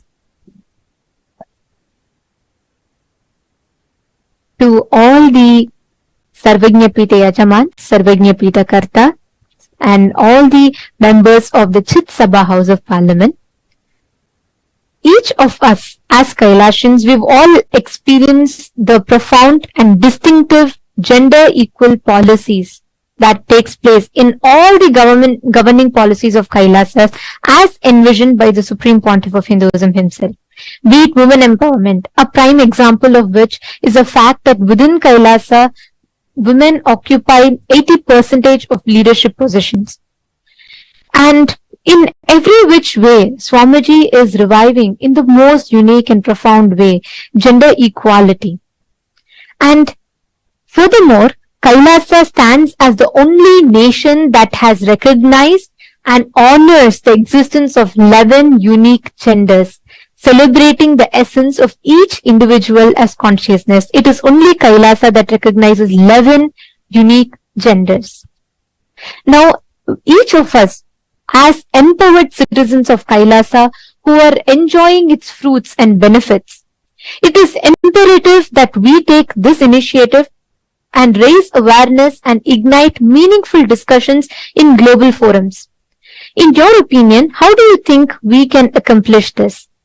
And as we are reading it out, you all can check it out on your respective chats. All the Sarvajñapita Yajamans and Kartas, please do check it in your respective chats. And the link has already been posted there. We request you all to head there and please take a few minutes to cast your vote. The options are, option A, by participating in international events and forums, which helps you in actively engaging and where we can effectively represent the sacred revival of Kailasa and its progressive gender policies on a global stage. Option B is spreading awareness on social media, which is utilizing the power of social media. We can easily disseminate the information and promote awareness about our inclusive policies, reaching a broader audience. Option 3 is encouraging inclusive conversations in independent private events. That is another approach, which is to foster inclusive conversations on these topics within the independent events, and these discussions can create a ripple effect of awareness and understanding. And option 4 is if you believe that you can't really bring a significant impact, you can let us know with that. So please do take a few minutes, cast your vote, and do let us know. I'd like to take this opportunity to remind all the Sarvajñapeta Yajamans, Kartas, all of you, the grand vision that Swamiji himself revealed yesterday. Each of you, by taking a few minutes and casting your vote, please understand you are securing your future in one of the most inclusive, progressive governments, which is Kailasa, the Hindu nation. And each of us are becoming an active part of this revival of responsible democracy. So we encourage all the Sarvajñapeta Yajamans, Kartas, all of you to take out a few minutes and please cast your vote.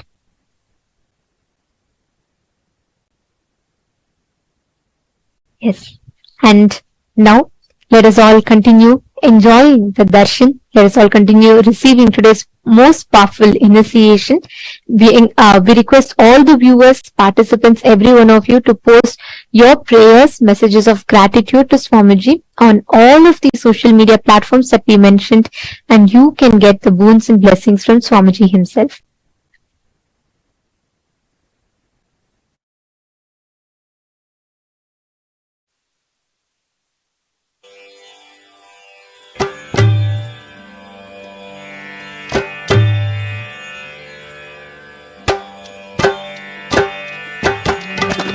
Gajamuga Gajamuga Gajanana, Gajamuga Gajamuga Gajanana, Gajamuga Gajamuga Gajanana, Gajamuga Gajamuga Gajanana, Gauri Nandana Nithyananda, Gauri Nityananda, Gauri Nandana Nityananda, Gauri Nandana Nityananda, Gajamuga Gajamuga Gajanana, Gajamuga Gajamuga Gajanana, Girijanandana Nityananda,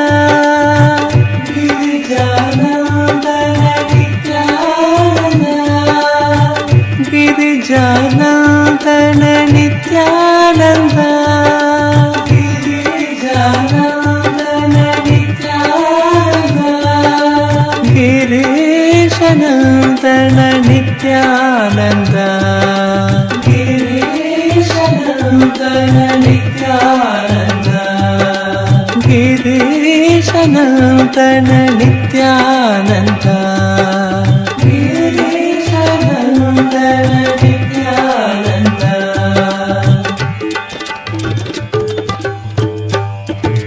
Gajamuga Gajamuga Gajanana, Gajamuga Gajamuga Gajanana, Gajamuga Gajamuga Gajanana, Gajamuga Gajamuga Gajanana, Gauri Nandana Nityananda, Gauri Nandana Nityananda, Gauri Nandana Nityananda, Gauri Nandana Nityananda, Gajamuga Gajamuga Gajanana, Gajamuga Gajamuga Gajanana, Girijanandana Nityananda, Girijanandana Nityananda,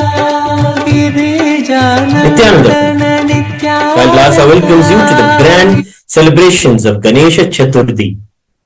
Kailasas around the world are celebrating with the deities of Maha Ganapathi and the Supreme Pontiff of Hinduism, Bhagavan Nithyananda Paramashivam. On this auspicious day, in the divine presence of our beloved Swamiji, let us now offer our devotion and worship at the divine lotus feet of Maha Ganapathi and the Supreme Pontiff of Hinduism.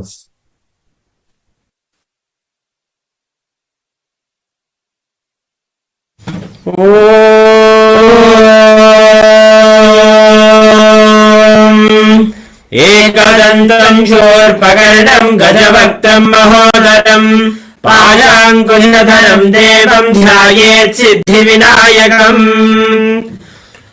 अथ धूपः ॐ दशाङ्गं गुग्गुलोपेतं सुगन्धं च सुमनोहरम् आघ्रेय सर्वदेवानां धूपोऽयं प्रतिगृह्यताम् श्री महागणपतये नमः।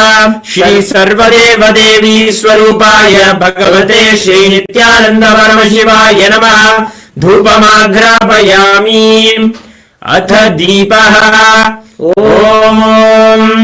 साज्यं त्रिवर्ति संयुक्तं बन्धिना योजितं मया ग्रहाणमङ्गलं दीपं त्रैलोक्यतिमिरापहम्। श्री आनंद गणपतये नमः। श्री सर्वदेवदेवी स्वरूपाय भगवते श्री नित्यानंद परमशिवाय नमः। दीपं संदर्शयामि। अथ नैवेद्यम् ॐ अमृते अमृतोद्भवे अमृतवर्षिणी अमृतं श्रावय श्रावय स्वाहा। श्री महागणपतये नमः। श्री सर्वदेवदेवी स्वरूपाय भगवते श्री नित्यानंद परमशिवाय नमः। अमृतं महानैवेद्यं निवेदयामि। निवेदनानन्तरम् आचमनं समर्पयामि। नीराजनम् ॐ एकदन्ताय विद्महे वक्रतुण्डाय धीमहि तन्नो दन्तिः प्रचोदयात्। ॐ एकदन्ताय विद्महे वक्रतुण्डाय धीमहि तन्नो दन्तिः प्रचोदयात्। ॐ एकदन्ताय विद्महे वक्रतुण्डाय धीमहि तन्नो दन्तिः प्रचोदयात्। ॐ हंसाय विद्महे परमहंसाय धीमहि तन्नो हंस प्रचोदयात्। ॐ हंसाय विद्महे परमहंसाय धीमहि तन्नो हंस प्रचोदयात्। ॐ हंसाय विद्महे परमहंसाय धीमहि तन्नो हंस प्रचोदयात्। श्री महागणपतये नमः। श्री सर्वदेवदेवी स्वरूपाय भगवते श्री नित्यानंद परमशिवाय नमः। कर्पूर नीराजनं संदर्शयामि। रक्षां धारयामि।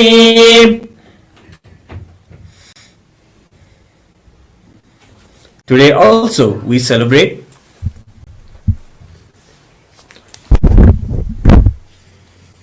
Today is the first day celebrations of the Salakatla Venkateshwara Brahmotsavam, where we celebrate the very manifestation of Parandhama Venkateshwara Swami. Kailasas around the world have hoisted the flag of the Garuda Dhwaja, and now we will be offering our devotion to Venkateshwara Swami on this first day of the Salakatla Venkateshwara Brahmotsavam.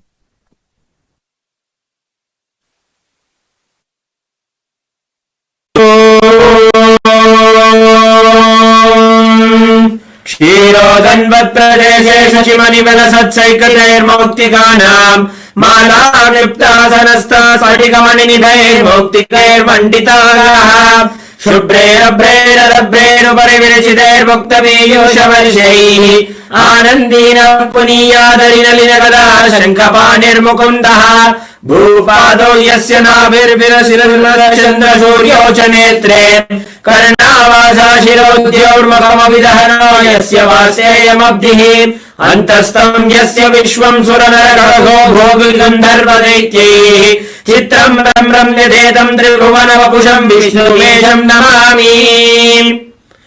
अथ धूपः ॐ दशाङ्गं गुग्गुलोपेतं सुगन्धं च सुमनोहरम् आघ्रेय सर्वदेवानां धूपोऽयं प्रगृह्यताम्। श्री श्रीनिवास परब्रह्मणे नमः। सर्वदेवदेवी स्वरूपाय भगवते श्री नित्यानंद परमशिवाय नमः। धूपमाघ्रापयामि। अथ दीपः। ओम साज्यं त्रिवर्ति संयुक्तं बन्धिना योजितं मया ग्रहाणमङ्गलं दीपं त्रैलोक्यतिमिरावहम्। श्री श्रीनिवास परब्रह्मणे नमः। सर्वदेवदेवी स्वरूपाय भगवते श्री नित्यानंद परमशिवाय नमः।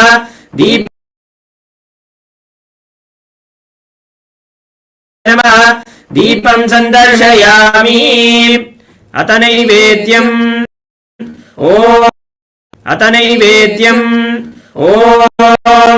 अमृते अमृतोद्भवे अमृतवर्षिणि अमृतं श्रावय श्रावय स्वाहा। श्री श्रीनिवास परब्रह्मणे नमः। श्री सर्वदेवदेवी स्वरूपाय भगवते श्री नित्यानंद परमशिवाय नमः। अमृतं महानैवेद्यं निवेदयामि। निवेदनानन्तरमाचमनं समर्पयामि।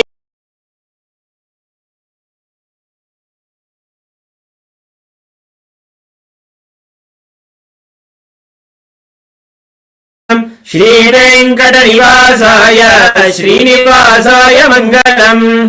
श्रियकान्ताय कल्याणनिधये निधयेऽर्थिनाम्। श्रीवेङ्कटनिवासाय श्रीनिवासाय मङ्गलम्। श्रियकान्ताय कल्याणनिधये निधयेऽर्थिनाम्।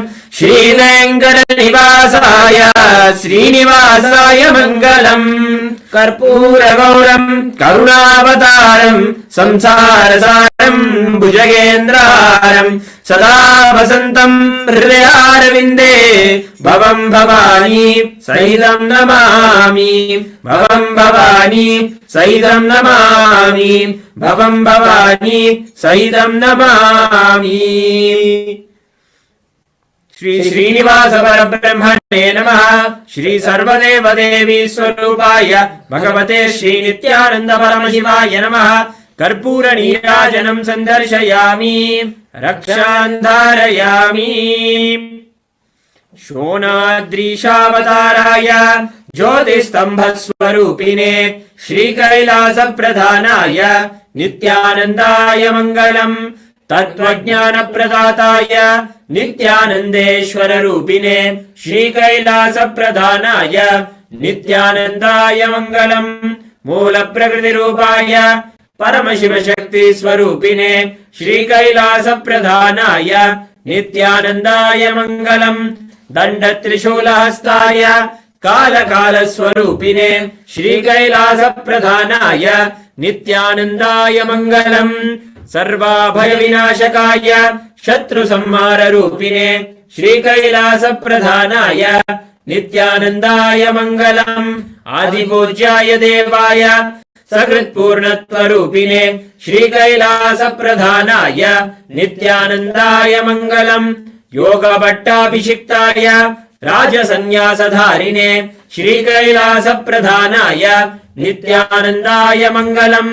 सार्वभौमैकपत्याय राजराजार्चिताय च श्रीकैलासप्रधानाय नित्यानन्दाय मङ्गलम्।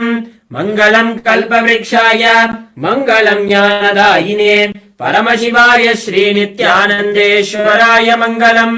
मङ्गलम् श्रीविद्याम्बायै मङ्गलम् कामदायिन्यै सर्वमङ्गलदात्री नित्यानन्देश्वर्यै मङ्गलम्। मङ्गलम् गुरुदेवाय मोक्षमूलाय मङ्गलम्। परमावताराय नित्यानन्दाय गुरवे मङ्गलम्। त्वं स्मृतमहं धन्य मम प्राणमहेश्वर गङ्गाधर नामेति स्तोत्रस्थानं ददाम्यहम्।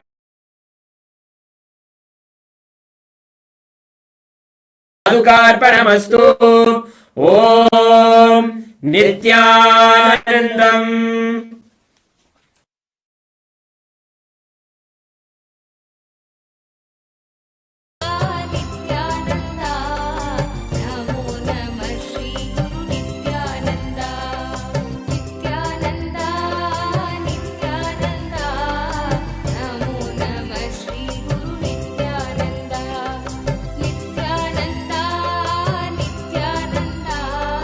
नमो नमः।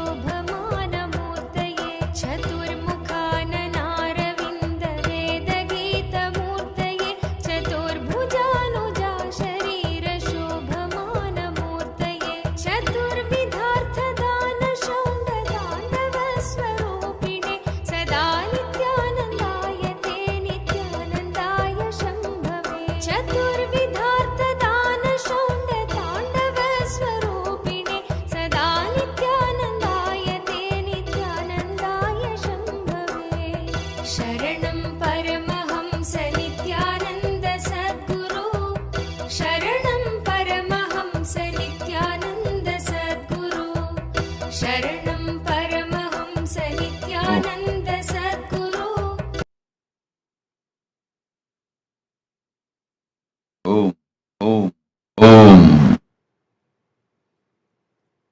As the ultimate manifestation of Paramashiva's Ardhanarishwara Murti, Gajamuga Anugraha Murti, I bless you all with Paramadvaita.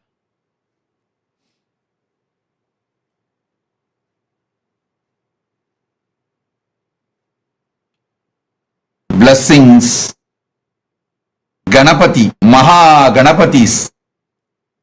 Blessings, Maha Ganapathi's grace be on all of you. Maha Ganapathi showers his grace on all of you.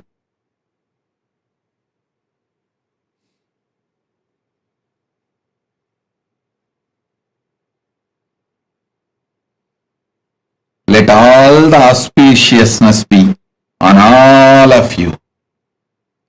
Sarva Mangala Praptirastu. Sarva Mangala Praptirastu. Sarva Mangala Praptirastu. Ganapati, bless all of you and remove all obstacles. Let you all achieve success in everything. All obstacles be removed by the grace of Ganapati. Sarva Mangala Praptirastu, Sarva Mangala Praptirastu, Sarva Mangala Praptirastu.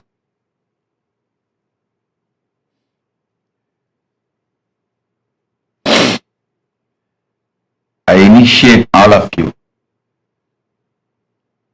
into the awakening of your Kundalini Shakti and ultimate gender Ardhanarishwara. Now I'll install the 720 sacred sounds, mantras into your system to flush out all toxins and give you the experience of Divya Sarira infusing Paramashiva's DNA. I'll energize, mirror, and all the other alchemy products you have, turmeric, kumkum, sandal, all the alchemy products and aushadas, and Krishtasila. Sit now.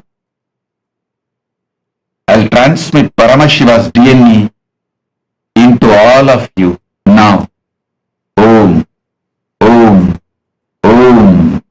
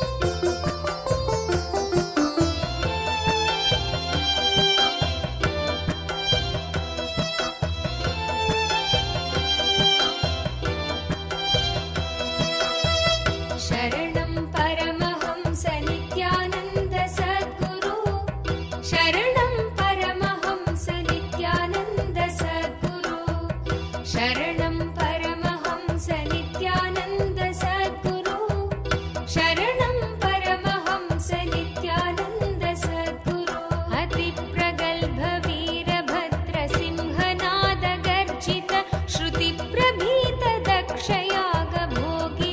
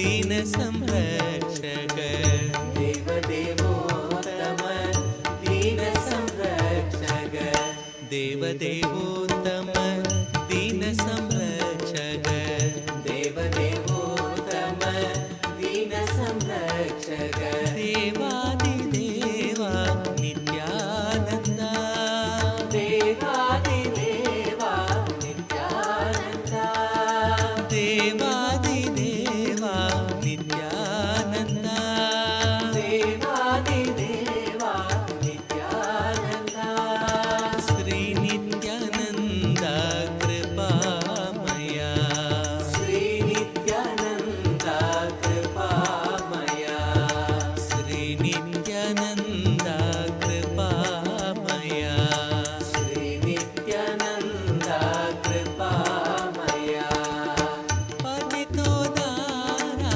पापविदूरा पतितोदारा पापविदूरा पतितोदारा पापविदूरा पतितोदारा पापविदूरा नित्यपुरीशा Nityananda नित्यपुरीशा Nityananda नित्यपुरीशा Nityananda नित्यपुरीशा Nityananda भस्मोद्भवकर भवभयनाशन भस्मोद्भवकर भवभयनाशन भस्मोद्भवकर भवभयनाशन भस्मोद्भवकर भवभयनाशन Shri Nityananda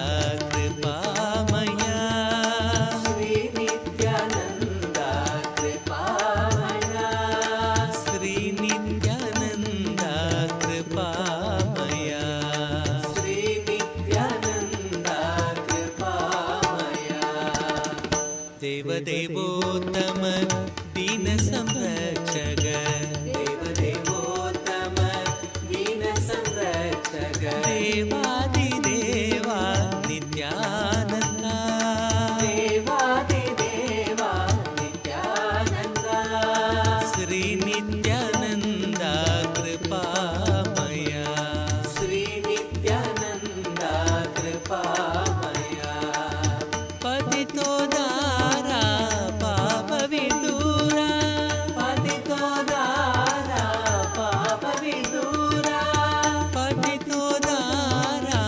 पापविदूरा पतितोदारा पापविदूरा नित्यपुरीशा Nityananda नित्यपुरीशा Nityananda भस्मोद्भवकर भवभयनाशन भस्मोद्भवकर भवभयनाशन भस्मोद्भवकर भवभयनाशन भस्मोद्भवकर भवभयनाशन Shri Nityananda कृपामया Shri Nityananda कृपामया Shri Nityananda कृपामया Shri Nityananda कृपामया Shri Nityananda कृपामया Shri Nityananda कृपामया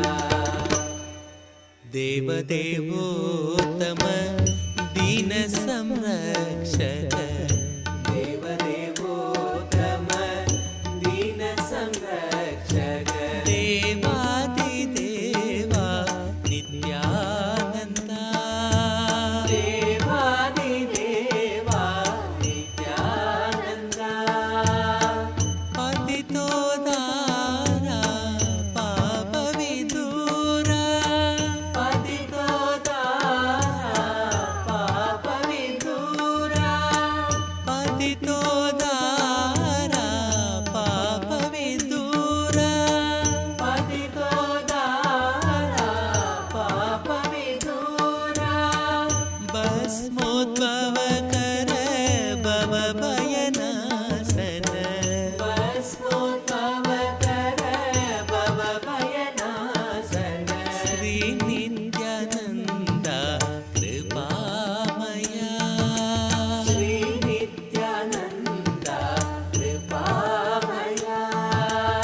Shri Nityanand कृपामया Shri Nityanand कृपामया देवदेवोत्तम दीन संरक्षक देवदेवोत्तम दीन संरक्षक देवादिदेवा नित्यानंदा देवादिदेवा नित्यानंदा श्री नित्यानंदा कृपामया श्री नित्यानंदा कृपामया पतितो दारा पाप विदूरा पतितो दारा पाप विदूरा नित्य पुरीशा नित्यानंदा नित्य पुरीशा नित्यानंदा भस्मोद्भव कर भव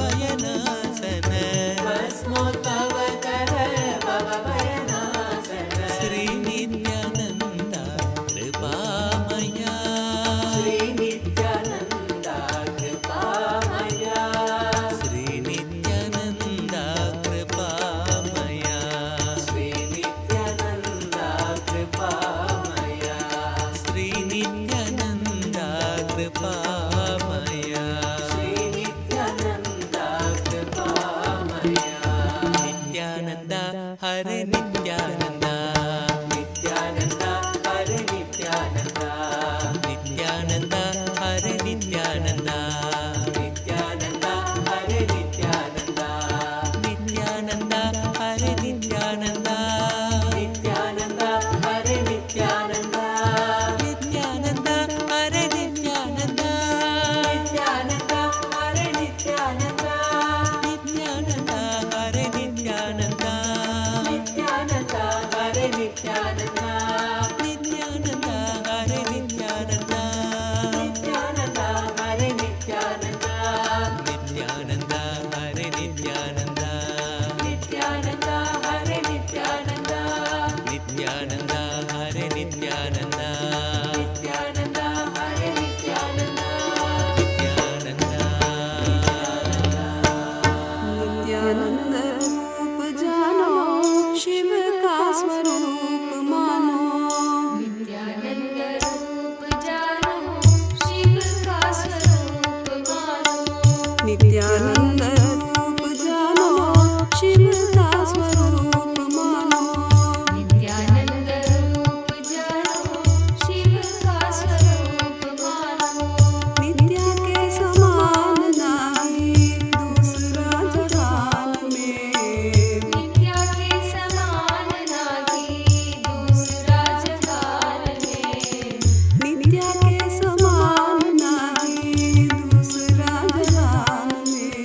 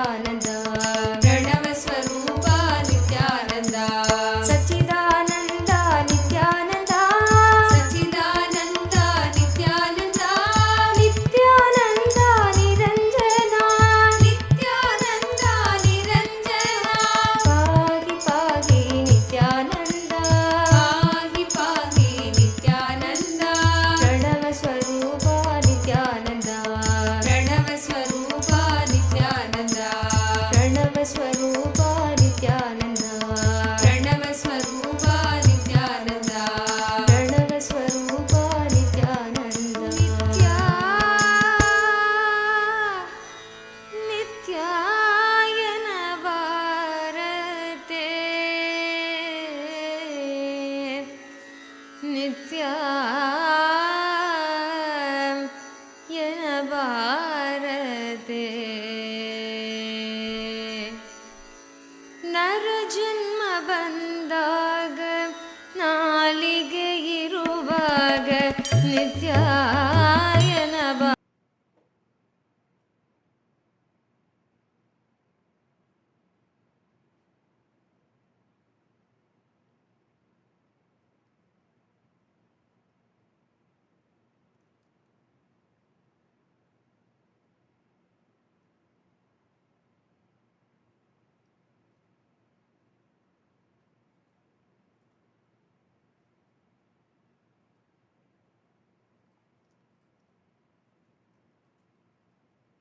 Om, Om, Om, Om, Om, Om. Jin Yang, Jin Yang, I accepted your Tulabara Seva, blessings for you. I accepted your gratitude and I accepted your Pada Puja. My blessings for your daughter Meera Ven. I'll completely heal her. Yin Yang, I'll completely heal your daughter Meera Ven. My blessings for your whole family. I'll shower you with oneness. I give you all the 6 boons you want. I'll shower your husband with wealth and EB5 investments will be returned. I'll take care. Don't worry. Yin Yang, I'll shower you with love, completion, fulfillment. Tatast. Liao Feng Chi. Liao Feng Chi. I accepted your Tulabaram and I give you all the 7 boons you want. You will have a completion and enlightenment. You will have wealth and abundance. You will become Sarvanyapitakarta. And I'll make Kailasa in Taiwan happen. My blessings for your husband Chen Jian Sheng. And you will be very powerful enricher for Kailasa in Taiwan. Blessings. Asutosh Sharma. Asutosh Sharma, I accepted the Navanida Tulabaram you offered during Krishna Janmashtami. I'll fill you with auspiciousness. I'll shower you with wealth.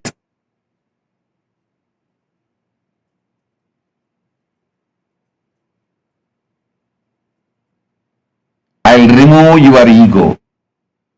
Asutosh Sharma, don't worry. I'll remove your ego, give you oneness. You will become Sarvanyapitakarta. Blessings for your spouse Swaranima. Blessings for Swarnima. And you will live enlightened life. Asutosh Sharma. Tatast. Michelle Shu. Michelle Shu, my blessings. I accepted your Pada Puja. I shower you with Sarvanyatva, knowledge, enlightenment, success. Blessings for your mother, Guo Dien. My blessings for your mother, Guo Dien. My blessings. Erina Merino, I accepted your Pratyaksha Pada Puja. I reside in your heart, so I will heal your heart, blood pressure, kidney and all obsessive patterns. I will shower you with wealth, make you Sarvanyapitakarta. Above all, I will make you enlightened. I will always be with you and shower you with all auspiciousness.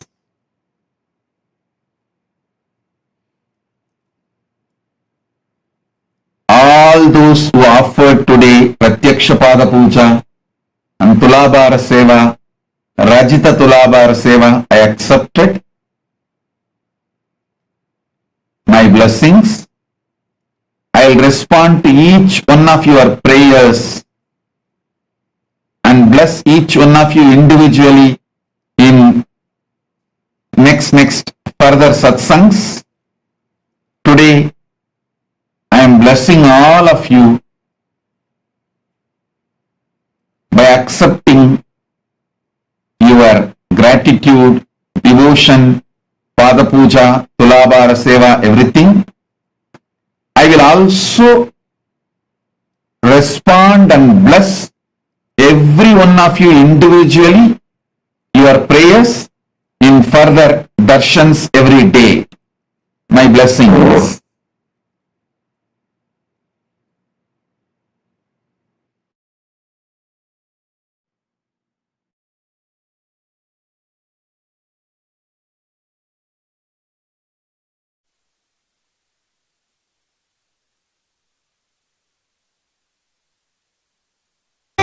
ஏலமலர் ஒரு பாகம் அமர்ந்தருணி கோலமலர் பொழில் சூழ் கொடிமாட செங்குன்றூர் மல்கும் நீலனன் மாமிடற்றான்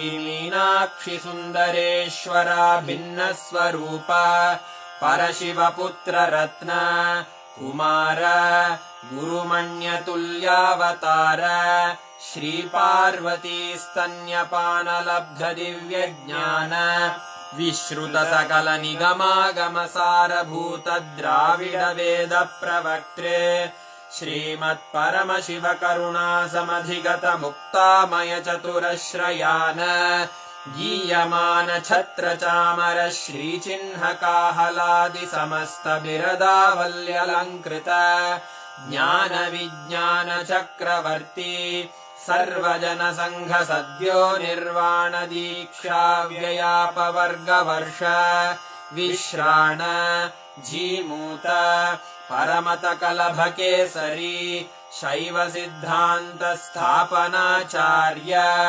श्रीराजाधिराज पांड्य महाराज गुरु क्षपण शाक्यादि महांधकार निवारण ज्ञान भानु वीक्षणानर्हार्ह ध्वजोच्छेदन पूर्वक श्रीमद्वृषभध्वज स्थापक शैव समय कर्त्रे सर्वज्ञ पीठारूढ़ श्री जगद्गुरु श्री ज्ञान संबंध देशिक स्वामी वागीश सुंदर माणिक्य वाचक स्वामिनाम् अवतार भूत श्री ज्ञान संबंध स्वामी पुनरुद्धृत श्यामला पीठ सर्वज्ञ पीठ त्रिनवत्युत्तर द्विशततम गुरु महासन्निधान अरुणगिरि योगीश्वर परंपरागत अरुणाचल सर्वज्ञ पीठ गुरु महासन्निधान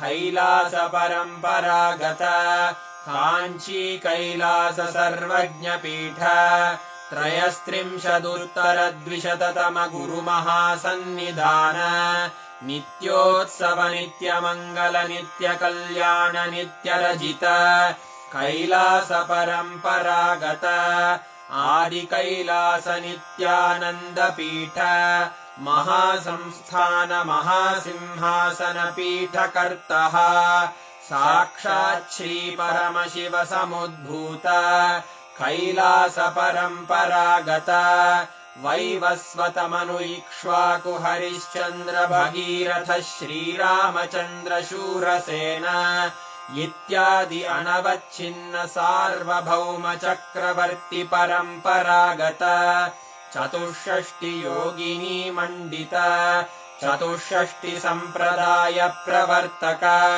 मनुधर्मशासन सूर्यवंश प्राप्त सर्वज्ञपीठ सुराङ्गी साम्राज्य मूर्धाभिषिक्त चूडामणे साक्षात् श्री परमशिव समुद्भूत कपिल महागुरु पुनरुद्धृत महानिर्वाणि पीठ अष्टोत्तर सहस्र श्री महामण्डलेश्वर साक्षात् श्री परमशिव सिंहासनाभिषिक्त समस्त गणनायक श्री महागणपति समारंभ अनवच्छिन्न पीठाधीश्वर गुरुपरम्परा प्राप्त अटल पीठ अष्टोत्तर सहस्र श्री अटल पीठाधीश्वर धर्म मुक्ति स्वर्गपुर स्वर्ण पीठ त्रयोविंश गुरु महासन्निधान कैलास परम्परागत आदिपीठ सर्वज्ञ पीठ जगद्गुरो श्री कैलास पुनरुद्धारक श्री कैलास परमाचार्य श्रीमत्परमहंस परिव्राजकाचार्य वर्य सच्चिदानन्द प्रणव स्वरूप श्रोत्रिय ब्रह्मनिष्ठ श्रीमज्जगद्गुरु श्रील श्री भगवच्छ्री नित्यानंद परमशिव श्री ज्ञान संबंध देशिक परमाचार्य स्वामिन् अत्रागत्य परिपाल्य च अस्मान् विज्ञान वितरणेन विजयी भव जय जय।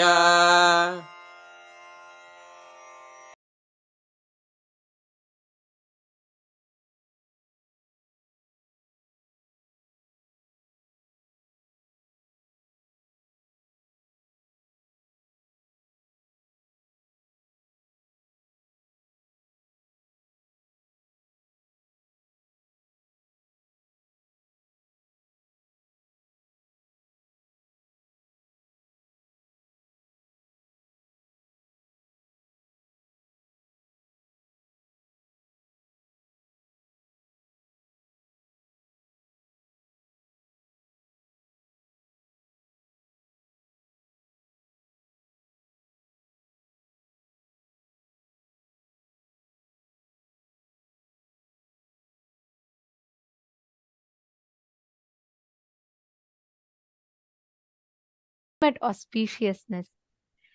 How so beautiful. Swamiji himself has initiated us into one of the most important aspects today. To live a obstacle-free life, to experience complete completion in all aspects of life. Today's darshan was one of the most important and most beautiful darshans. And if any of you have not yet voted, please take a few minutes. Please head to events.kailasa.org/Hindu-votes and please remember to cast your vote. I request every one of you to take a few minutes and share with us how did you enjoy the darshan today? How did each of you enjoy the darshan today? The most powerful, the most beautiful, I should say, whenever Maha Ganapathi happens, Swamiji tells he is the embodiment of that ultimate bliss, that ultimate manifestation of ultimate auspiciousness and bliss. And right now, right after we've all received the darshan of Vignaharta, Maha Ganapathi, let us all sit now, connect to Maha Ganapathi. Each one of us right now, we all can have the experience of that ultimate oneness, boon and blessing from Swamiji himself directly. Just sit now, connect intensely. Swamiji has initiated all of us to be able to manifest the powers using the alchemy products, right? Just right now, we all can manifest. Sit. Sit with your head, neck, and spine in a straight line. Connect to Swamiji. All of you who have received your alchemy products energized, as we all were guided in the morning, please apply the Aushada. Make sure you're applying the Jnananjana, Aushada, turmeric, whatever there is. Apply that on the mirror. Make sure you're applying that as 3 dots on your forehead and on the temples.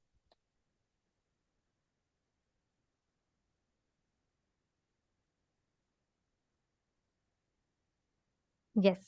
Now understand that mirror will act as literally like a transmitter, which means like how with what clarity you will be able to see on your phone screen or your laptop screen. With that same clarity, if not even more, you will be able to see on the mirror.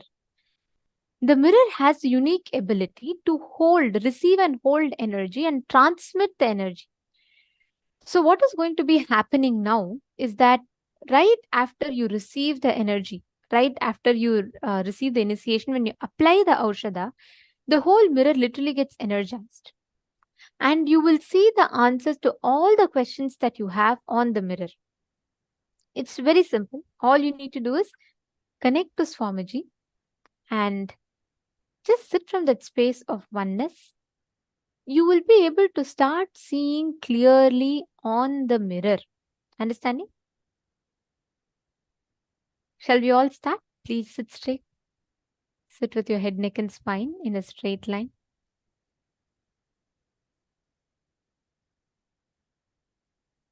Now, intensely chant the Mahavakya.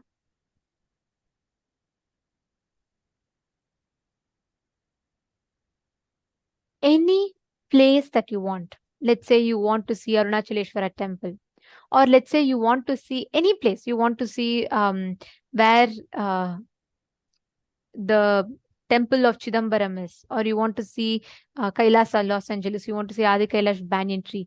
Any place that you want, you can scan through your third eye and you can have the darshan of it beautifully on the mirror. You will be able to see it with crystal clarity. First, make sure you're applying Aushada on the mirror fully. Apply Aushada on the 3 points on your forehead. Can I request each of you to please confirm once you've applied?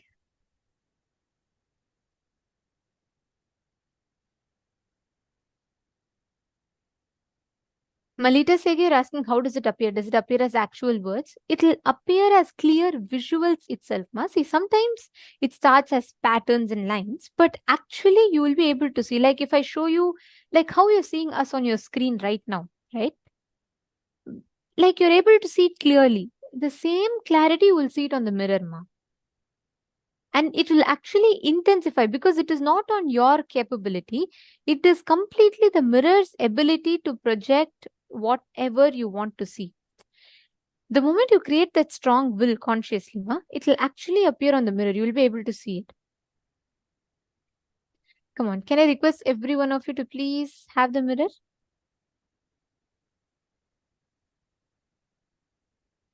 Now, consciously will for any place that you want to appear. It can be anything.